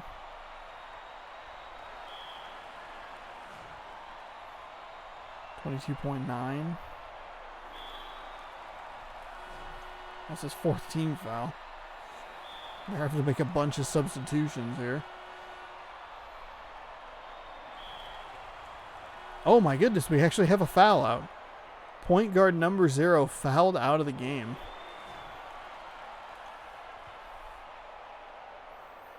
I don't think it'll really matter. Memphis will take a timeout. They need a 3 here. They're going to need 2 threes. They need 2 threes and a free throw miss from South Carolina. Now is not the time for trick shots. I don't know if that's who you wanted shooting that 3. Memphis will kind of just give up. And that is a surprising finish. We're getting some good games down the stretch here, thankfully.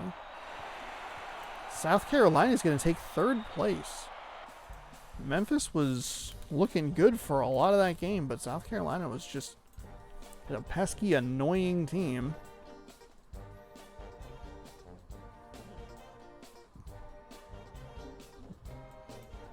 You done reloading on me for no reason? And South Carolina takes it by 5 points. Wow. All right. It all comes down to this. The game. EA Sports. It's in the game. EA Sports. It's in the game. UCLA is getting home floor. Louisville. Got to travel all the way across the country. Pauley Pavilion, Los Angeles from Louisville, Kentucky. 10 minutes. All-American. Baseline mid. You know it well. Game number 64. Tips now. Game number 256 of the whole thing, right? 64 times 4. 256. The number of regular season football games in the NFL. And 4 total Mascot Madness tournaments. Let's see what we have in store here for our championship game. So most likely be the last time, or not the last time, but probably use a different game next time. UCLA getting out to a quick start, 2-0. For UCLA, the keys are going to be that they need to force Louisville to miss shots so that UCLA can get out and run, and Louisville cannot set up their defense, which is not what's going to happen here. So here we go, full court pressure. Back across, got that guy in the middle to get the animation for the steal. If you're UCLA, you want that. You want that animation with no steal. It pulls them out of the play enough for you to get around and go. So 2-2 here. Louisville, it cannot be overstated how much Louisville seems to rely on the quick plays or the quick points from turnovers of their full court defense. And I think the evidence is the Oklahoma game when they were down 15-10 and Oklahoma was doing a much better job than any other team in this tournament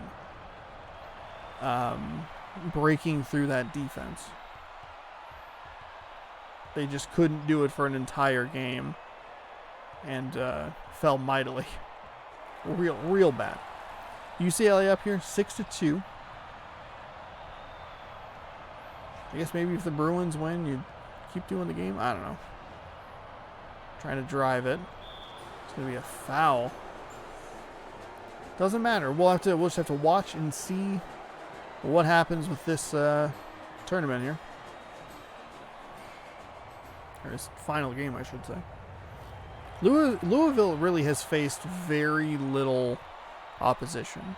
Their last two games were like 11 points and 9 points as the final score deficit. Those games were well in hand for a majority of them. Like to the point where I'm like reading instruction manuals and talking about Madden football. Where it's like, oh, Louisville's good. I left the room during one of the Louisville games against Syracuse. I was like, well, I need to use the restroom, so I'm going to go do that. I also need to find my blowout book so we can read from that. So that's what I did.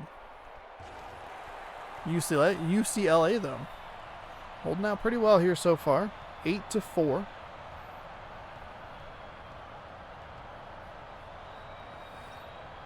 I do feel like three-pointer up and, oh man, double bounce drop. I do feel like no lead is really safe with the Cardinals. There they did it again. They've been able to figure out how to get that middle defender in that in the backcourt. Get him into a bad position. Just remove him from the play. Good defense by UCLA. Just popped it well. That was a very nicely contested three-pointer. And just like that, it is a 6-point run for the Cardinals. That's not what you want. Oh, dear God. Oh, dear God.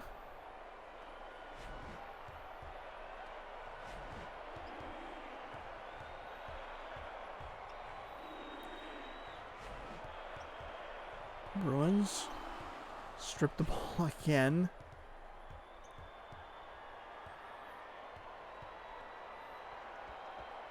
Three for Louisville. Nothing doing there. UCLA's got to be good here. They need to come away with points. Something that the Tigers of Memphis really struggled with was their defensive stuff. I mean, Memphis struggled. Honestly, they struggled the entire game all over the place. But even the couple of times that they tried to like make a little run here and there, they just couldn't get their defense in order. Maybe that little slide to the left is something worth working with. He'll pass it back. Got him. That wasn't it. Got to be crisper. Got to be faster with that. Speaking of fast shots, that was fast points for Louisville. Thank God. See if they throw forward. Finally kind of breaking through. I mean, the thing is, if you're quicker than their defense is, if the teams in this game just pass the ball up the court instead of farting around in the backcourt for so long, they would have so many fewer turnovers. He says as they turn the ball over in the front court.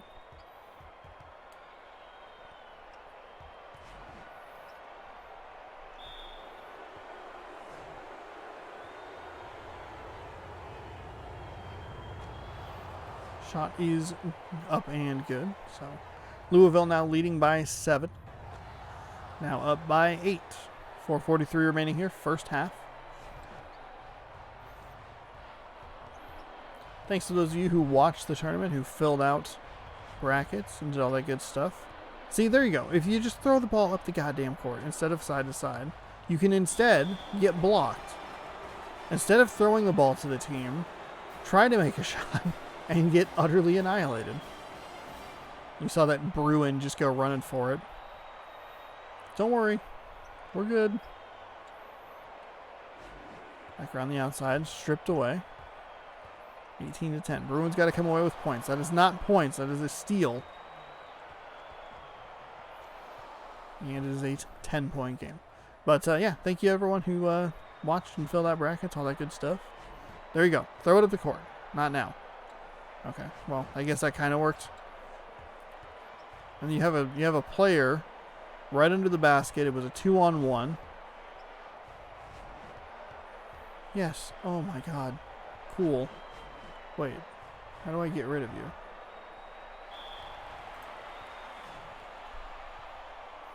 It should be illegal to make the closeout X in a advertisement the same color as the advertisement itself. That is dumb.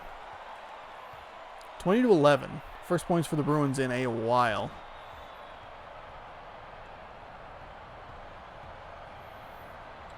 And it comes from the free throw line as Louisville meets very little resistance towards scoring 2 points. So there you go. Pop it up left. Not that way. Oh my god. Nice block by the Bruins down low. Pass back.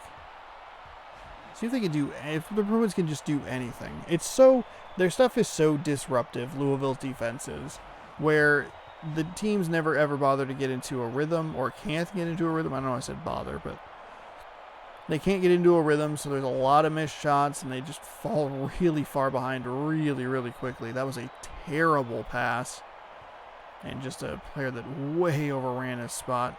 Float pass. Spun around. That was a hastily thrown up shot as the shot clock was winding down. It is a 13-point game. Louisville looks like they've kind of given up on their full court pressure. I mean, I guess that's a different or another way you can negate the full court setup is to just key the ball in really quickly. Don't let them get set. Might lead to more loose balls and errant passes and stuff.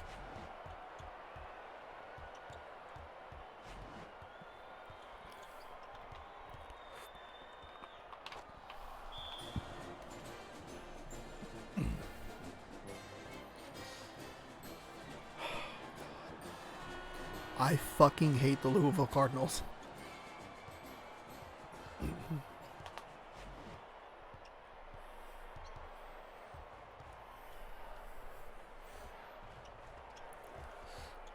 UCLA can't do anything. We have a silent Pauley Pavilion here for this championship game as Louisville has a bigger lead than the number of points UCLA has scored. And they'll push that out to 19-30 to 11.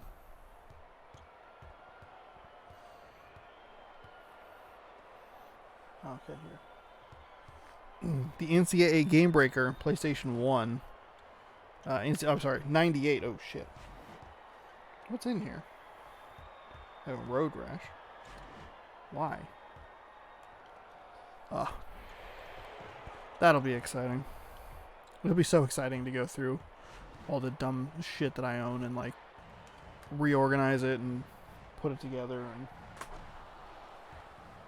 and do that stuff. Yeah, Louisville is up by 22. And only now did the Bruins get a free pass to get past midcourt. And they just bounce it off. The Bruins, how do they make it to the final? Good Lord.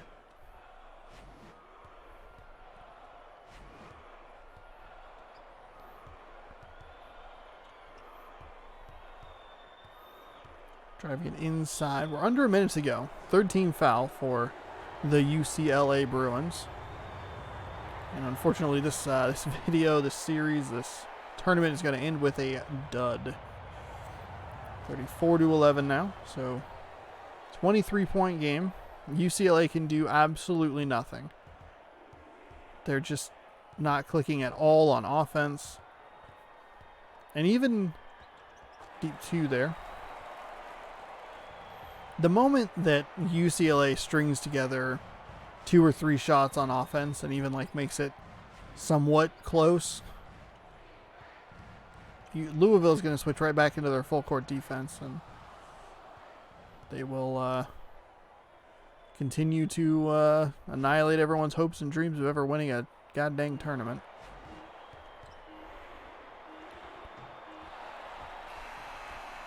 Off the side of the backboard. Good Lord. UCLA is just getting their own butts served to them on a terrible platter. 38-13, 25-point game.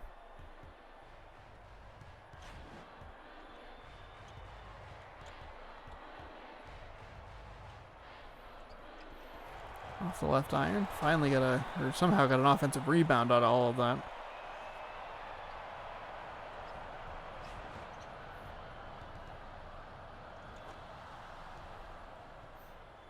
And just like Memphis, UCLA is not even playing good defense on their own. It's a brutal, brutal thing to watch. They look awful and discombobulated on offense. They look atrocious on defense. Louisville is getting whatever they want. This will push Louisville up to 20 wins. They've not lost in 2 tournaments now. Which means we'll go ahead and switch the game. I don't think NCAA, I think it's 07, March Madness 07.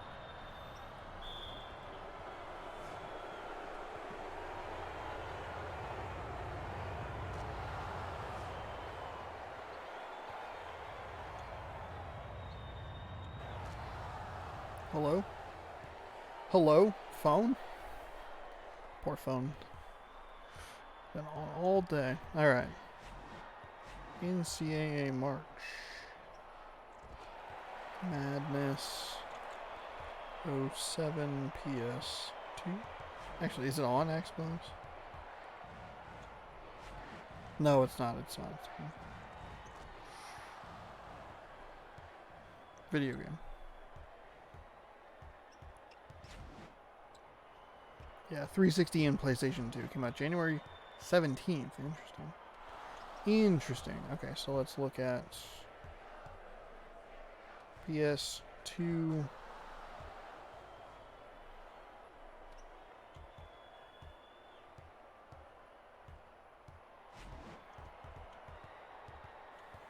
Price charting.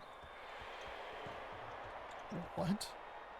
Authentic NCAA 07 March Madness sealed went for $1,000? Jesus. Good Lord. 46-19 game here. Stolen away by the Bruins. They finally get a loose ball there. Looks like it's 349 loose. 375 complete. It's $10 now. Who the hell listed that for $1,000? I feel like I have a copy of that game somewhere in this apartment that is for the PS2. Actually, you know what? No. Because 06, for whatever reason, March Madness 06 was kind of hard to find for the Xbox. And hard to find is like, you really have to grade it on a curve if you're talking about sports games that are hard to find. There are like only a couple that are really worth any money. I would assume any of them that are just the last year that it was made, of like kind of the more major stuff. So like NCAA Basketball 10 from EA Sports would probably be a little bit pricier. I know NCAA Football 14 is hugely expensive. It's like $150 expensive. I was surprised that College Hoops 2K8 was so pricey, but it also is the final in its final. It was the final entry in its respective series from 2K Sports. And then there's a weird one where I think it's NCAA College Hoops 2K3 or NBA 2K3. There's a GameCube NCAA 2K3.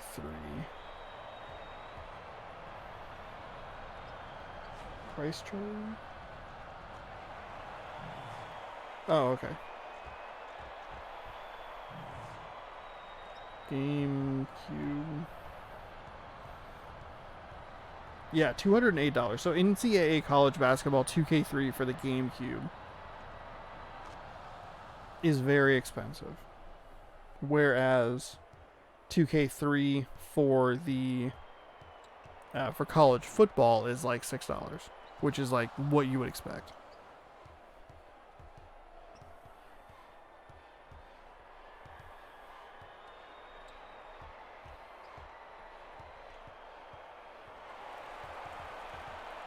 $259. Holy shit. That is crazy.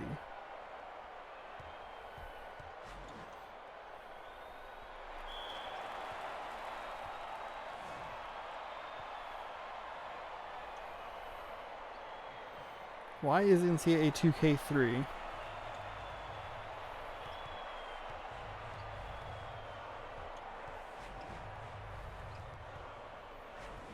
NCAA College Basketball 2K3 is a sports game released for the Xbox, PlayStation 2, and Nintendo GameCube. While the Xbox and PS2 versions are easy to find, the GameCube version is widely considered to be one of the rarest GameCube game...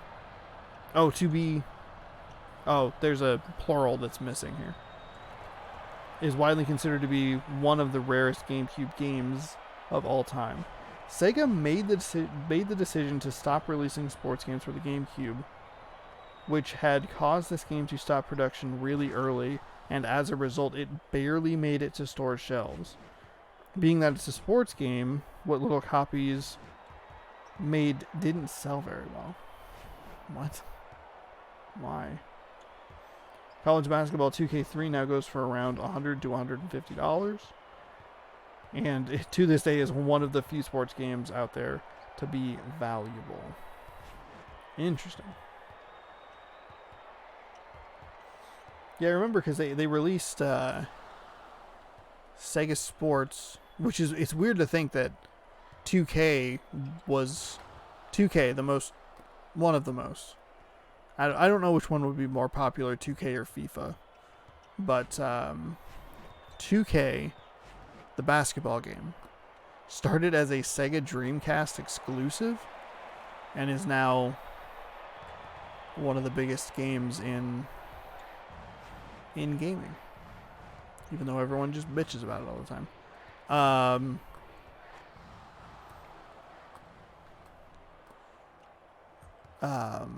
Yeah, because NBA 2K2,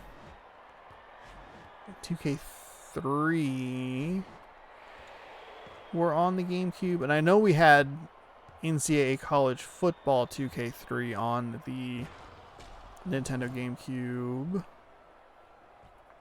And NFL, I don't think we had it, but I remember NFL 2K3 being, I think that one's pretty easy to find. I think Brian Urlacher is on the cover of that. Bitch ass Chicago Bear.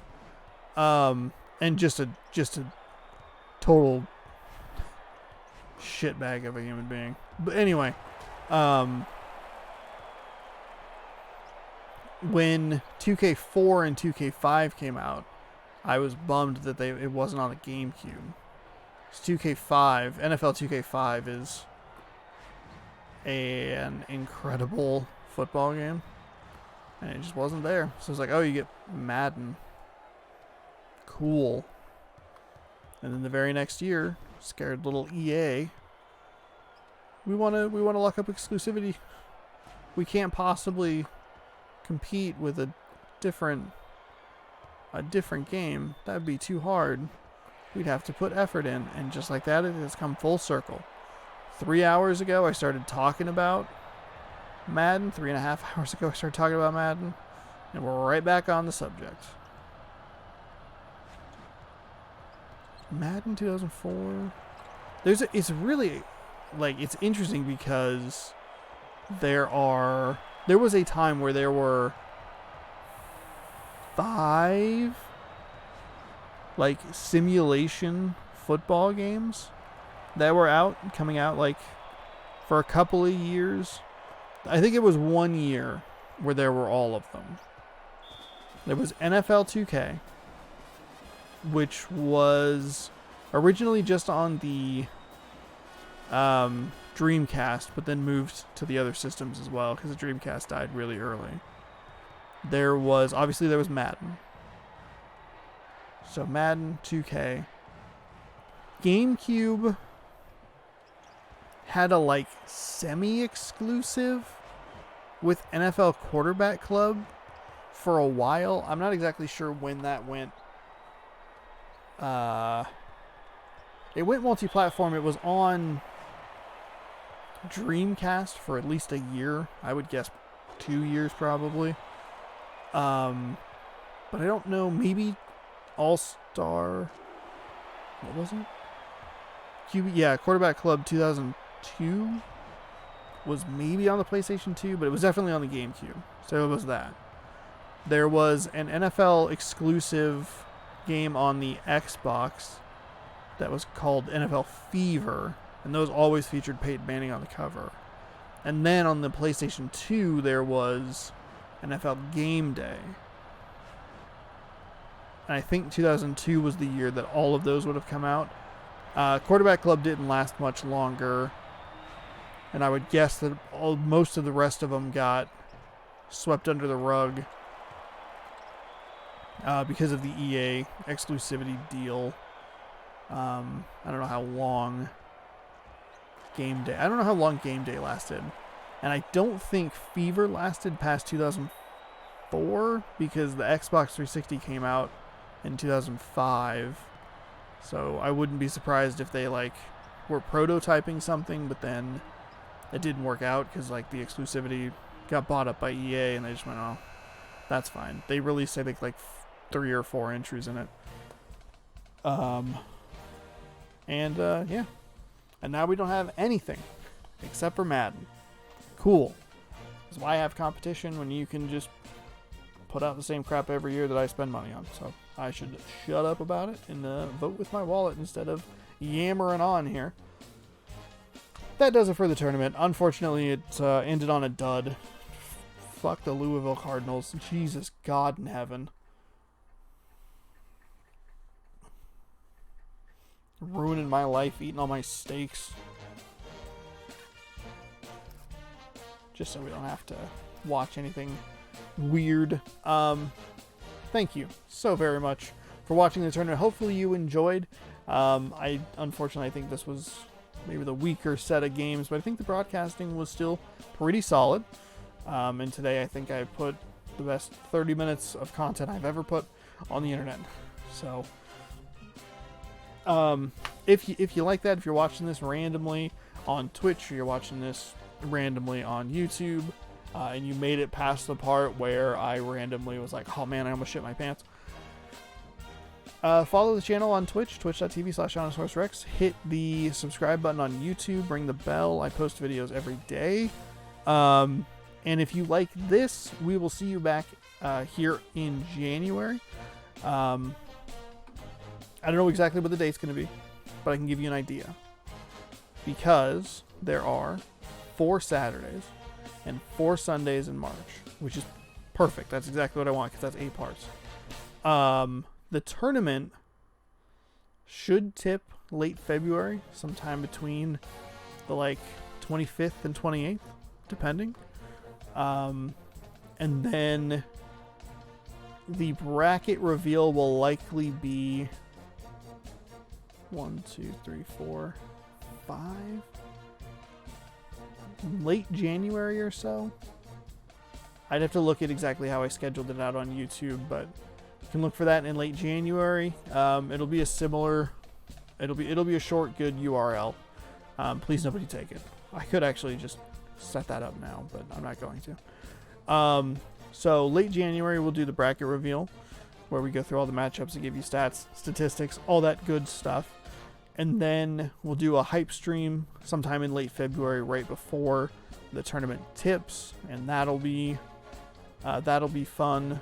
I'm glad I said that out loud, because well, if it's delayed by a week, that's fine. Anyway, so stay tuned for all of that. I have a blast doing these, so hopefully you enjoy watching them. I'll do my best to get in contact with the person who won the tournament. Same prize will be up next time around. Free, or not free, but I will gift you a tier 1 subscription to twitch.tv/SeanSourceRex if you fill out a bracket and you win. So if that sounds cool, come on over and watch it. Late January, we'll reveal the bracket. Then I'll post what I've been posting, which is the top 5 games. And then we'll do a hype stream, so you have one more opportunity, and then we'll get into it, and we'll have 64 more games for you then. Thank you so much again for watching. I really appreciate it. We'll see you when we see you. I'll be back a different day with something else, YouTube. Bye-bye.